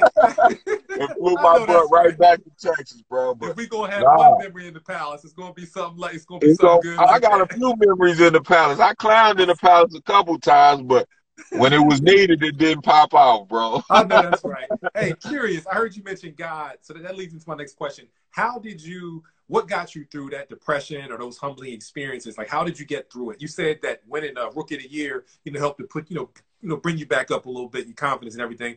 But like emotionally, at the root of who you are, how did you get through that experience without losing your mind, without going crazy? Man, my mom, bro, my mom to be really like my spiritual upbringing, bro. Like, just like we ain't had no quit in us, bro. Like, I don't know how to tell people, but I wasn't raised around no punks. You know what I'm Mm-hmm. saying? Like, my parents were fighters, overcame a lot of stuff. So I just, man, my relationship grew with the Lord. I started going to church a little bit more. I ran for a minute because I was extremely hurt, but Mm-hmm. I just got rooted in what was real, bro. And then, like, I was still going through a little depression because I was still playing ball. Then Yeah. my mom ended up passing away. You know what I'm Mm-hmm. saying? And the reality really hit then. And I never picked up a ball again from that point on, bro. I never played Wow. professional ball ever again. I was about to Wow. go back overseas and quit playing ball from that point on. And I Yeah. got connected with being a blessing to others. You know what I'm saying? I Mm-hmm. never wanted anybody to feel as alone as I did from that day of draft. You know what I'm Yeah. saying? So I Yeah. wanted to give the kids the knowledge, the opportunity, and just give them the experience that would help change their lives, bro. And I became a less selfish person Mm-hmm. after those situations and those seasons in my life. No doubt. That's powerful, man. I was going to ask you, I guess you answered the question for me. I was going to ask you at what point did your like professional playing career come to a close, and what was it like closing that chapter? Like when you kind of walked away from professional ball, were you totally content with it, or was it still come some kind of like or were you just good? You were good. Like God, you was just good. So the year before, I went back to the CBI. I'd been in Argentina, uh, Greece, France. So I went back to the CBA and was giving it another opportunity, bro. And we went to the championship game that year, lost in the championship. I'm known for losing in damn championship games, bro. So we lost in the championship year at that CBA. I had a great year, excellent year. That was when they was airing the CBA games on BET and on all that. TV, exactly. Yeah, Yep, I remember yeah. that. Yep, So, yep. so anytime the TV and the lights come on, I'm getting buckets. I'm gonna look good out there, bro. No So doubt. that popped off, but I was content, bro. Like when I started seeing my mother deal with the cancer, and I was running in and out of hospitals trying to figure out what was actually wrong with her, Yeah. it just changed my perspective on life, bro. So Okay. when I quit playing, I wanted to be because you got to understand this. It's still a brotherhood.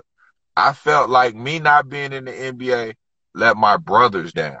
You Okay. understand what I'm saying? So I still wanted to pursue that possibly. I was only 27 at the time, 27, Mm-hmm. 28. Yeah. But once I saw my mother dealing with that cancer, bro, it put a whole different perspective of life in front of me, man. And I didn't miss the game, bro. I wanted to be a different part of the game. And Yeah. like I tell the kids now, that's why I love LeBron, bro. Like I hate the Mike comparisons. It'll never be another Mike. It'll never be another LeBron. Mm-hmm. But what makes Bron different is he sees the big scope of everything. That's right. He brought his team with him. He brought his homeboys with him. That's Opened right. up doors for everybody else. You Yep. understand? And he's doing great things. He's an owner now. That's See, right. me, I went to Michigan because of the business school. That was always my dream to be black owned and empowered. You know what I'm saying? Mm-hmm. So for me, it was an opportunity to really start giving back to the community the right way. You know what I'm Got saying? And be a true vessel for our kids, our communities, our cities, our people. it. You know, Mm-hmm. I don't want it to be about Ray Jackson. You know what I'm Yeah. saying? I never did. That's why I was so cool being the fifth wheel of the Fab Five. I just like to win. I want to see everybody win. That's It's right. nothing like when you sitting at the table and Chris Webber is happy, Jalen is happy, Jerry is happy, Jawan is happy. Everybody on the team is happy. And don't nobody give a damn about stats. Like, That's you right. know what I'm saying? The only thing we talking about at the table is who did something stupid and silly. And normally that was J. Rose ass. You know what I'm saying? So I just like to win, and I got to the point at that point, bro, to where I wanted to see people win the game of life. It wasn't about the sport anymore. So got you. It was easy walking away, bro. Mm-hmm. Well, talking about the game of life, and just want to let our viewers know, I only have a few more questions for Ray. So if anybody has any questions for Ray, we'll close out with a little Q&A. Anybody has any really good questions, start typing them right now in the comment section, and I'll make sure I ask him. Let's talk about life after basketball. I read online you had a company, or like Rise Up. You know what I'm saying? You did some nonprofit with the youth. So talk about, what you're doing, or even what you've done, or what you're doing with the youth and with your company, or nonprofit. What's going on with that? Yeah, we're not gonna stop. We created Rise Up, when I was in college. Actually, one of my high school friends, we were sitting there listening to some music, and like, man, that's what I wanted to be named, Rising. So it's Rising Stars Academic Athletic Program. We call it Rise Up because we want everybody to rise up above their situation.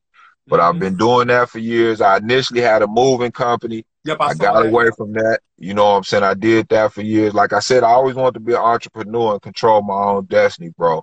Now I'm actually working at my high school, still running the nonprofit, still doing things, camps and clinics for the kids, mentoring, tutoring, and all that. But I'm actually working on my certification now because I want to become an athletic director and move forward and facilitating programs. Man, talk about a guy who has so much to give, from an education perspective, from an empowerment, perspective. You care about the community, you care about kids, you got the business background, sports. I mean, AD is perfect situation for you, man. That's great, man. Man, we praying on it. Keep me lifted, bro. But you know what I'm saying? I'll definitely keep that in my prayers. You know what I'm saying? It's just an opportunity where I want everybody to jump into their role, man. The Fab Five was great, but we wouldn't have had it. We love C-Webb, but Jawan guarded all the best big men. We wouldn't have had C-Webb, but would have been in foul trouble if it wasn't for Jawan. J. Rose was the point guard, but Jimmy guarded all the little guards. You understand what I'm saying? So it was roles to play in all this. That's right. And transitioning that, in order for us to be successful as a people, we have to get in our roles. You know what I'm saying? That's right. And be great at that, my G. That's right. Hey, when you mentioned schools, I thought you were saying you was either a principal or you was going. I can see you like Mr. Clark, like Mr. Clark, and lean on me, clean up them schools down there in Austin. Bro, like Joe like Clark. The kids, like, man, I got so much love for the kids, man. I can't even talk crazy to them. They take me for a joke, bro. I love the kids so much, bro. I get the kids to do stuff through love, bro. I can't be hard on them, bro. That's not my role, bro. Your heart, huh? Man, right through to it, bro. So they get over on me, bro. Hey, I just got two more questions. Are there any? I don't. Me being a man and guy myself, everything happens for a reason. It's all God's plan. But when you think back over your journey, are there any things that you wish you could have done differently, or you kind of think like, what if I would have did this and not that? You know what I mean? Still or no? Well, I don't look back on anything. I have a beautiful wife and family, and I'm so grateful. But I wish I would have humbled myself more at Michigan and been a better communicator with my college coach, bro. Okay. Like, you know what I'm saying? I wish I could have worked through that situation a little bit better. One of my good friends the other day told me, bro, he said, man, your best attribute is your worst trait. You know what I'm saying? He said, man, you being so strong-minded and, being who you are, some people are intimidated by that, bro. You know what I'm saying? And he explained it to me. He said, if you got two dogs and you going to a picnic, who you going to take with you? The dog that don't bite or the dog that bite people? And you know what I said? Me, if I'm going anywhere, I'm taking my dog that bite. You know what I'm saying? I want to kill it with me at all times, bro. I don't play no games. But some people, when you're in the business world, they want a dog that's going to shake hands and be nice and friendly. Of course. You know what I'm saying? And I wish I had you know what I'm saying? smile and do all that. You know, Yeah. back then I really just kept to myself and I was quiet, bro, because I was learning. So I Yeah. wish I'd have been more open and a better communicator. But Okay. that process taught me how to be a better communicator. You No, for sure. understand? So I wouldn't change anything, man. God got me on this path for a reason, and I'm Yeah. thankful, bro. I get to No, talk to that's right. brothers like you. Like, I got real G's across the country that love and respect, you know, our mission as a Fab Five. So I can't knock that, bro. You No showing doubt. me love, and that means more to me than anything, brother. Oh, that's a blessing. Thank you, man. That means a lot to me, man. I appreciate that, hearing that, man. Hey, do you what talk to right now? You know, it's a lot of younger kids that are watching this right now, or may see it later on when I upload it to YouTube. Speak directly to the younger generation. Talk to them right now and give them some keys to success. You know, things that you should do, shouldn't do, whether it's life or basketball, just anything. Any tips for the younger generation? Man, the key tip is knowledge, man. Love yourself and gain knowledge of who you truly are. And that will give you the opportunity to operate in your calling.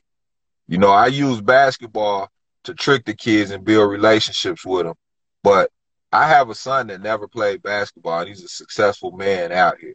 But Mm-hmm. I wanted him to have the work ethic, Yeah. be honest, and try to outwork anybody. And no matter what you do, I don't care if you playing the trumpet, be the best trumpet blower in the world. I know Put in that's right. time late at night when mom and them sleep, still wake them up. You know what I'm saying? Yep. Do what you love to do, but put the work in to be great at what you love to do. You understand? Yep. And never stop learning. The Yep. kids never stop learning. The trick is they told us, oh, he's old, he's stuck in his ways. That's a fool's mentality. You can Yeah. grow and learn to the day you die and That's right. and leave a legacy that's crazy, bro. So Yep. don't be stuck in your ways. Love knowledge. Outwork anybody they put in front of you, bro. You know what No I'm doubt. saying? And that's just my message, man. Outwork them and watch what God take. You I know know? that's right. I know that's right. Hey, curious, do you still keep in contact? You mentioned C Web earlier. You still keep in contact with anybody from the Fab Five? Any of your bros? Man, I talk to all them boys. You know what I'm saying? Like, you know, time heals all wounds. Like I said, Yeah. I was angry with them dudes for a minute.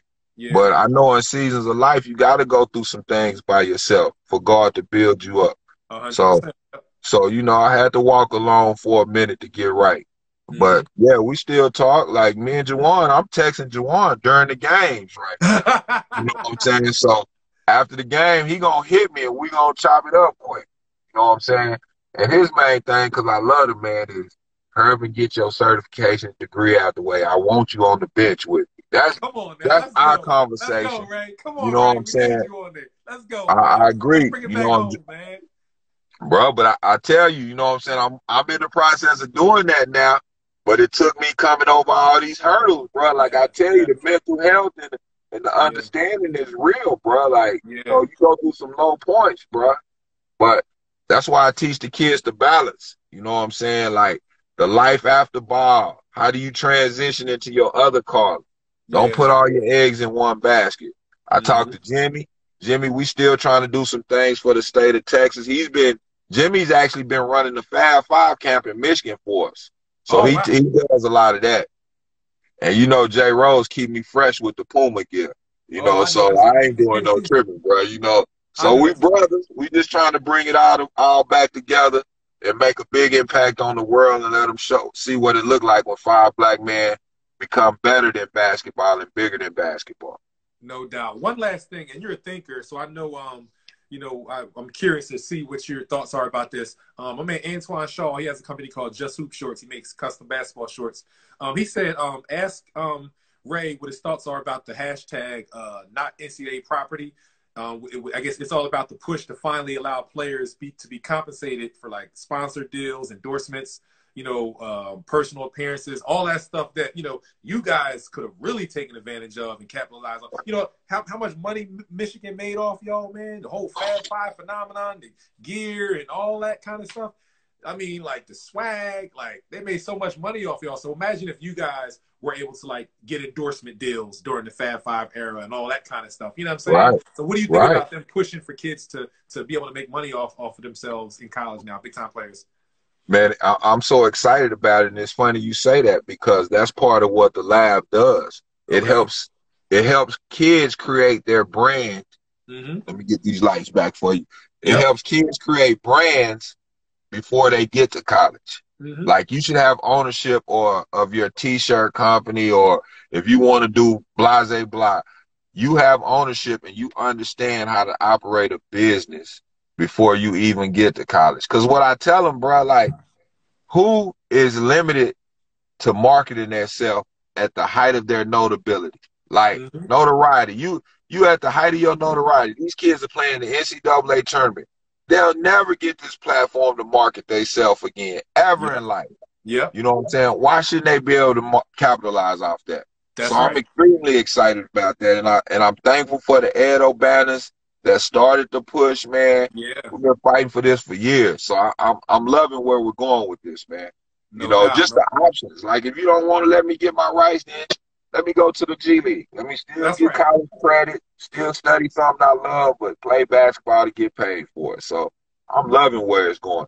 I just hope that the businessmen don't take advantage of these young kids and give them they just do it. They leverage their relationships. Yeah, that's what's up, man. I appreciate your insight on that topic. That's pretty much everything I had for you, man. Before we close out and I say my final thank yous, is there anything else that you want to say? Anything that you want to mention that I didn't talk about? Anything exclusive or just anything you want to mention? Who you got winning the tournament, bro? It's tournament time. Who you got winning? Who you picking? Over the years, I've been liking Gonzaga. I like Michigan now. You know, not just because we talking, but because Right. The guard Eli Brooks, you know, the little guard 55 Eli Brooks. That's my guy from high school. I'm here in Pennsylvania, Okay. so I filmed him a lot in high school. So I have a personal relationship with him. And Muhammad Ali, Abdul Rahman, that was there previously. That was Right. my boy from Pennsylvania. I filmed him a lot in high school. I don't know. I It's love this always up guy. and down, but you know, more than anything else, I like those Cinderella stories. Still, I like to see those teams that kind of come out of nowhere. You know what I mean? So I'm always kind of checking for those teams as well. You know what I'm saying? You know me, and it's crazy that we got to send them home. They got the playing game. I'm pulling for the HBCUs, but we're going to send TSU but home. Back there in that deep water, boy, we on that ass, boy. I know that's right. But I know no, that's bro, right, like, man. what I want to tell the world, man, use the sports to build real relationships and bonds, bro. Don't let the sport separate you. Don't let it create no envy or jealousy between nobody. Everybody got an opportunity. Everybody has a great story. When you get to the college level, you are a success. NBA doesn't determine success. A guy like me coming from where I came from, they would have never thought I went to the University of Michigan. So let's celebrate our youth. Let's not put no extraordinary expectations on them. And let's use the sport to build real relationships that'll change this crazy world we live in, bro. That's my message. Use the game for what it's for. No doubt, no doubt. Well, with that being said, man, just want to say thank you again, man, for joining Big Star on the Legends Week platform, being able to pay homage to such a humble brother, man. It's a blessing, you know, when I can, you know, have a dialogue with an individual where, you know, the media or the world may have perceived a different way. You know, you guys are like rock stars, you know what I'm saying? But to see just the human, you know, just the humble, just the normal side of an individual, a brother who's experienced a lot of things that I've experienced my own self. You know what I'm saying? Just to see the kind of down to earth is the word I'm looking for, man. And just to kind of, you know, just kind of hear how you kick it, and just to kind of hear, you know, what your experience was in life, man. I thank you so much for being transparent about your life, about, you know, your depression, just about everything. I want to applaud you, man, for everything that you're doing right now, giving back to the community, giving back to the youth. I pray for you in that athletic director job. Everything that you're doing, man, you will definitely be in my prayers now. And I just look forward to kind of seeing you just winning, man, just doing, because I know from this dialogue that whatever position you get in, you're going to strive to be the best at it. And you'll be a great candidate no matter what you choose to do, man. You're going to be great at it, man, because you're Oh, a man. king and you're super successful at everything, man. Hey, man, you know, I give all glory to God. Ain't none of this, you know what I'm saying? Because some, you know, going through it, I don't even know how I made it through it. You know what I'm saying? I know it's all God. But, you know, we all kings, bruh. Like, Right. the thing is iron sharpen iron, bruh. And I'm just thankful, bruh. And I had, the humble part, bro, is I had so many dudes that kept me focused, you know what I'm saying, around me that didn't play ball. You know what I'm saying? That encouraged my success and supported my success. So I'm thankful for the love and support too, man. And 30 years later to be able to discuss this and still be breathing. Man, it's a blessing, bro. With these gray hairs, man, and these kids Little running salt around and here, pepper. You know, bro. we got the little salt and pepper going on. It's all good. Hey, and just remember, you know what I'm saying? We already winning, bro. We've That's been right. winning. You know what I'm That's right. saying? So I'm That's so right. thankful and grateful. It's crazy. But I love the experience. I love the opportunity, bro. And I'm going to have you on my podcast, too. We got the locker room. We Let's took go. off for a season because it was getting crazy with this COVID. I'm an in-studio dude. I don't really like doing it like I this. I got you. like I sitting got you. down with people. But, Yep. Yep. yeah, I'm going to have For you on. sure. We're For going, we're sure. going nationwide this next season, bro. We got some crazy things. Oh, Cause that's I'm gonna awesome, start. man. I'm Yes, looking so I forward to need it. you. Looking forward to I, it. I Hey, need you. We're gonna lock up. you already know, man. We definitely got to stay in contact. We connected now, man. Hey, just curious, what do you think about the Legends Week podcast that I started? You know, linking up with the Hoop Legends. Man, Talking to the dope. guys. But what do you think about it, man? Man, that's dope. This shit dope, bro. What you mean, bro? Like, the history, bro. Like, even the posts that I see, bro, the pictures. Man, I love that, bro. That's what fed my hunger, bro. So, Yeah. blessings to you and your success, bro. Thank you, Keep man. keep keep the hotness going, bro. You I know what I'm will. saying? The kids need to know the history, bro. That's Like. right. Without those guys, the UNLVs, the Georgetown Hoyas, it would have never been a Fab Five. That's You right. understand? The five That's right. slammer jammers. So keep doing what you're doing, bro. I Love and will do. blessings on everything you touch, Hey, homie. also one other tradition we have from Legends Week is kind of paying it forward. So any other individuals who think will be great that you would like to see me interview, if you could possibly link me up with any of your brothers, you know, Juwan, Jalen, Webb, or just anybody, any other guys that you still connected to So that look, I could possibly, that'd be a blessing, man. all right, but this is the one I want you to, because I'm gonna interview him, and I wasn't gonna tell you this, but you a good G, and I love him. Like, you cannot do anything else Michigan basketball without having Glenn Rice on this sucker. Oh, dog. Listen, he was You on know my what I'm list, saying? man. Like That'd be a that blessing, dog. that's the big brother. So I'm gonna reach out to him because I was scheduled to do a show with him, but I put it off. I'm gonna reach out to him because, man, I love that dude, bro. Like, you know what I'm saying? I ain't gonna even lie to you. It's the Fab Dog, Five. that would be a And it, tremendous blessing because he was definitely somebody on my list for sure. please, I'm gonna put you in contact with him, because Thank you, man, I'll seal the deal. I'll take it from there, God willing, man. I appreciate that. That's man, a he a tremendous great, he a blessing. I great, he a appreciate it. great dude, bro. It wouldn't be no Michigan basketball for us without G Rice. So No that doubt. I I think appreciate that. when you start talking that vintage and what you do, That's what I'm you talking got to about. put, boy. That's the best shooter come through. Kyle, they talk about Carmelo Anthony. That G Rice, woo. I know So that's you right. got Hey, also, one other thing that I do is I collect archives on my website, my YouTube channel. It's a section called Big Stars Lost Tapes. I collect old games. So on the website, on my YouTube channel, you'll see like Allen Iverson high school game, Kevin Garnett, Ronnie ooh, Fields. So it's ooh, full games, high school games on my YouTube channel, my website. So if you have any boy. old footage, any old high school games at LBJ, I can get them and bring them back to life for everybody, man. I got you, bro. Let me tell you, you said Ronnie Fields. Let me tell you this quick story. I still got a finger that's out of place behind Ronnie Fields, bro. You know, they Talk about sing it. yo. Talk about it. Oh man, he a G, bro. He a great man, bro. You know, He can hoop too. I had him on last month. I interviewed him last month. Man, I love that dude. So, Good guy. you know, one of them Chi-Town dudes, that cool cat. Yep. So I was on a break one time in the CBA, and I'm thinking I'm just finna lay the joint, and I don't see the young boy. The young boy come out of nowhere and pin my thing against the glass. Say, goddamn, right? You know what I'm saying? Because, you know, we developed a relationship where we would, spend a little time before the games, talk, communicate.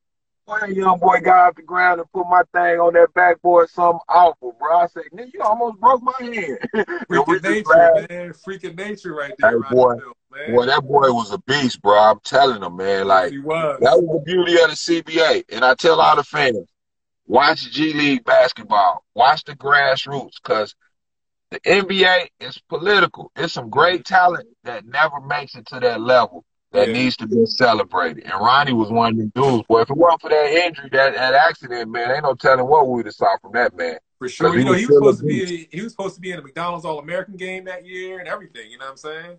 He official, bro. He official. He official. 100%. Yep. Yeah. Yep. But love Hey, and well, respect, again, man. I ain't going to hold you no longer. we connected for life now, so you know what it is. I already know. God bless you, man. I'll be connected with you to get some of them old school games, you know, from you. And on that Glenn Rice thing, man, you know, again, God bless you. And I'm gonna upload this full interview to my YouTube channel, and I'll text you the link when it's up, so you can, you know, share with family or friends. Yeah, give me some old school Antoine Joe Bear, some Michigan footage on there, some footage of them old classic cats, bro. No doubt. I Don't get it leave all, us man. out. It don't start with the Fab Five, boy. We had some killers before us and after. I know that's right, man, for sure. Hey, God bless you, man.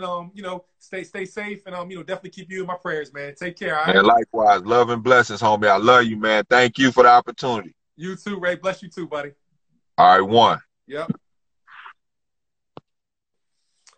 Hey, well, you know, that's, you know, pretty much what it is, man. Legends Week with Ray Jackson. If anybody wants to get on real quick before I tune out, and give a quick reflection, you know, about a minute or two reflection on the Ray Jackson interview, I love to hear from you guys. What up, Hadrick? Hey, Had, if you want to get on, Just Hoop Shorts, if you want to get on me real quick, go live real quick, about a minute or two, just to kind of reflect on the Ray Jackson interview. Let me know one or two things you enjoyed about it. Greatly, you know, just let me know. You know, just let me know. Just let me know right now. Tap in, send me a request to join. Or, you know, let me know when I try to pull anybody on the screen that wants to go live real quick for a minute or two. What up, Rich? Hey, I appreciate you tuning in, Rich. Anybody want to go live, just let me know, and I'll pull you on the screen just to give a quick reflection on the Ray Jackson interview, man. Just want to remind everybody, today's interview was, you know, brought to you and sponsored by my first official sponsor. All right, here we go. All right, I'll pull you on. My first official sponsor, His and Hers Juices. Make sure y'all follow them on Instagram. All right, let me pull you on. Let me see.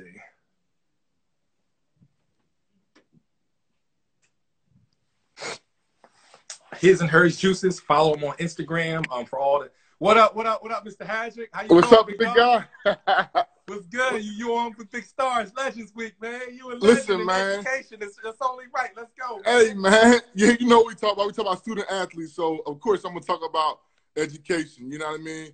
You know, because these gentlemen were collegiate, NCAA, you know, student athletes and some professional.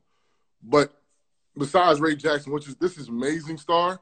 But I got to give you kudos, bro. I had to come on and give you kudos. I know it was about Ray Jackson, but I don't think people understand. You're giving a voice to the hood, you know, where some people have been forgotten, right? And these universities have made millions off of these players. They let them be. You know, they go back home. They don't think about them. And you're continuing to keep their legacy alive. And I just had to get on. When you said it's an opportunity to speak, I said I'm going to get on and give you kudos. I mean, this is major. I don't think people understand. Like, this is like, you know, and I don't want to compare it, but an ESPN for the hood, like you're making sure this is better than 30 for 30. Like you're giving people an opportunity to still be respected. Yeah. You know, you went from Karan Burton from Chester all the way to Ray Jackson. That's right. To Rasheed Wallace. Like, yeah. I don't think people really understand what you're doing for people, for black men. Like, we hurt often, right? People are athletes who are at an upper echelon. People are worshiping you, and then all of a sudden when you're done, nobody talks about you. You right? remember that? You see, that's what Ray said. He said they were like being praised, and then all of a sudden his phone's not ringing. It's like everybody forgot about him. He went through a depression. You know what I'm saying? Listen, hard, man. That's all tough, of it, man. Depression, yeah. and it all goes hand in hand, right? And that's why we say take care of your education and everything else. But I don't think people understand what you're doing right now is saving people's lives. And yes, it was born out of the pandemic, I believe. For sure, exactly. Yep. It's an idea, and ideas come out of nowhere. And I praise you, brother, for this. Like, I really watch these things, and you know, and I check it out, and I'm like, this is bigger than. I mean, you had Jerry Stack. Like, are people really paying attention? I don't think they really. I don't think they really woke. Hey, they're not really paying attention to how. I don't think they really understand what's going on. Like, I'm not here to. I'm not going to say that. You know, people say, "Oh, don't eat." You know, I am. Listen, you should have something on ESPN. Should be big channels should be contacting you for what you are doing. Like, this is not. This is not like a small thing. Like, who heard? When the last time somebody heard from Ray Jackson? No doubt. No, guys, Chris Child. But you can't talk about March Madness without talking about the Fab Five. That's right. You know what I'm saying? So, like, are people really paying it? Like, I mean, it's just, you know, as a sports guy, former sports guy, now all education. But, Star, this is big, man, and I greatly appreciate this, man. And just you're saving black men. Like, we're sometimes we're used as the $1 million slaves, right? And we don't think about everything else. And I think what you're doing is giving them a platform to tell their story beyond, you know, just the hoop, right? Because there's somebody, man. Like, this is, no, you deserve your own show. I mean, hopefully somebody's watching and this will go beyond just here, man. But this is bigger than this IG. Like, you're giving a platform. Like, I see the AI coming. I see the, No doubt. I see it all, man. Like, this No is doubt. not, I see it happening, man. No doubt. I see, like, I've been watching. I'm like, this dude had Stackhouse in his office at Vanderbilt. Like, the people Right, really look, right after practice. right after practice. Like, nobody's like if I'm a student athlete in 2021, I'm watching every Legend Week because I'm getting tidbits. You might get a shot. Like, you just don't know, man. And I don't think people understand, man. And we're in an era, and I'll speak to this, and thank you for the Ray Jackson, but I'll speak to this, that barriers are being broke, and people must take advantage of this. And what you just presented with this whole platform, you're allowing people to, you know, field people per se, like reach out and touch people, like a Ray Jackson for free without like nothing. Just come and talk to me. No like, politics, no strings attached. It's just nothing. Yep. Nothing, man. So, but by all means, thank you for bringing these people on, man. It reignites the flame. It allows us still to be black men being held to the extent, and you know, and there's also white legends. I'm just saying, you know, the reality is you're a black male and you're bringing black men on as well, right? Yep. But it's just a powerful platform. And, you know, thank you for bringing Ray Jackson. I mean, who doesn't know about the Fab Five? I mean, that is like, that's classic. And see, that's March Madness. Like you said, you can't talk about March Madness without talking about the Fab Five. Exactly. It's impossible. Forever, man. So I just wanted to peek on and just say that, man. And I salute you, man. Like, please continue this, man. Like, this is so big, man. I promise you. You know, it's bigger than 9 people watch. It's bigger than 10 people. Doubt. This shit is gonna be like the verses. I guarantee it. I guarantee it. No doubt. Remember, I said this. I guarantee. Remember, like they say, remember when you heard it first, right? I'm telling you. Remember, you've been doing this since Raw for the Streets. This is just a new platform. That's right. It ain't nothing new. That's right. I just want to say that, man. I humbly appreciate you, man. I received all of that, man. You know, it was definitely necessary. I'm glad, you know, you chose to get on. Because, you know, a lot of times, you know, and this is how I was with Too Raw for the Streets. A lot of times I was so caught up in just what I was doing. I never really kind of sat back to kind of reflect on what I was doing because I was just having fun and everything was moving so fast. But I appreciate individuals like you yourself that kind of speak things into myself, give me your observations, kind of let me know what it looks like from your lens. And because it's really encouraging to me. I just do what comes natural. And I like Too Raw for the Streets. This whole Legends Week platform didn't have a blueprint. I just kind of thought of something and got into it, and it just evolved. So thank you for letting me know, you know, what you think about it and how you feel about it. Man. And maybe because this is my childhood, these people, you know. So, but at the same time, like, you don't have to do this. You have a family. You have sons. You have a wife, you know, like, you don't have to do this. This is time out of your day, man, that you're allowing people to continue to have a platform, man. You know, like, I don't know, man. Like, you had Ray Jackson on, man. Like, legendary. Ray Jackson, man, 21, man. Like, that's legendary. That's right. Man. That's not like I don't know, man. Just make sure you stay tuned, man. It's, you know, God definitely has a sense of humor, and he has much more in store, man. That's all I can say, man. It's definitely a Listen, man. People need to go back and really watch your episode. Scroll down this page. Hey, I'm actually really paying attention, man. I think I'm actually. I look back and I did the count. I think I'm actually like 66 episodes in. Nothing but legends. Everybody from the people like Billy Owens. You know what I mean? Rasheed Wallace, Chris Childs. You know, the Philly legends. You know, Sean Colson, Mark Jackson. You know, Donnie Carr, all the Philly guys. You know, Mark Green, Khalif Wyatt, that's all. Are y'all paying attention to what this man is? Rasheed Wallace, Jerry Stackhouse, like Rasheed Wallace was #1 in the country. 100%. Like I don't know, man. I love sports. I'm all education. You know where I am right now. Yes. I'm 100% a sports guy, deep in my heart. Yeah. But thank you, man. And Kenny Chief Justice just mentioned, can't forget Kenny Anderson. I know, man. Kenny Anderson on. We had Kenny Anderson, man. Like, I don't know, man. I'm just, listen, all seriousness, man. Like, this is amazing. I will continue to support it. You know, I'm going to throw a curveball at you because it is a heavy basketball platform. If there's any way you could throw more sports in the future, you know, people would love that, you know, other sports as well. 100%. Well, I definitely get involved with, youth and amateur boxing. The pandemic's kind of shut a lot down, but, No doubt. track and field, I was about to get more into, following, like, track and field, that kind of stuff. But, I'm involved in all sports, man. If it's going down, I'm there, man. Whether it's youth golf, I mean, I'll try to get there and cover something if it's something going down, man. No doubt, man. I appreciate it. I had to jump on, man, and I don't want to take away from anybody's feedback from Ray Jackson. No doubt. Sometimes, we don't really give the flowers while they're here. You know what I mean? And I witnessed this, and I said, are people really paying attention to what he's doing, right? And I'm selfishly going to say this as a guy from Norristown, from the hood. At the end of the day, he's putting on for the world. But when people always say nothing good comes from here, well, here you go. No doubt. Pay attention. 11 East Elm Street all day, man. All day long, man. Hey, Willow, thank you, man, for the time, man. Yep. God bless you, man. Bless you and you your already family. know, man. Keep doing what you're doing with the kids, man. Thank you, big dog. Yep. Anybody else want to jump on? Anybody else? Or that's pretty much it. Hey, well, I'm gonna get on out of here, man. God bless y'all. If anybody tuned in late, probably tomorrow, I'm gonna upload this to my YouTube channel. It'll be on the Instagram page. Raw Sports Apparel. If you want to support the movement, go to the website rawsportsapparel.com. Grab a T-shirt, hoodie, something like that. Come back tomorrow. We got another legend, Lancaster, Pennsylvania. It's definitely going down, man. The Dustin Salisbury, Lancaster legend, played at Temple University. Great player, great individual. We're going to talk about him and hear his story, man. So y'all come on back at 8 o'clock tonight, tomorrow, and it's going down for Legends Week, man. Thank y'all. All right.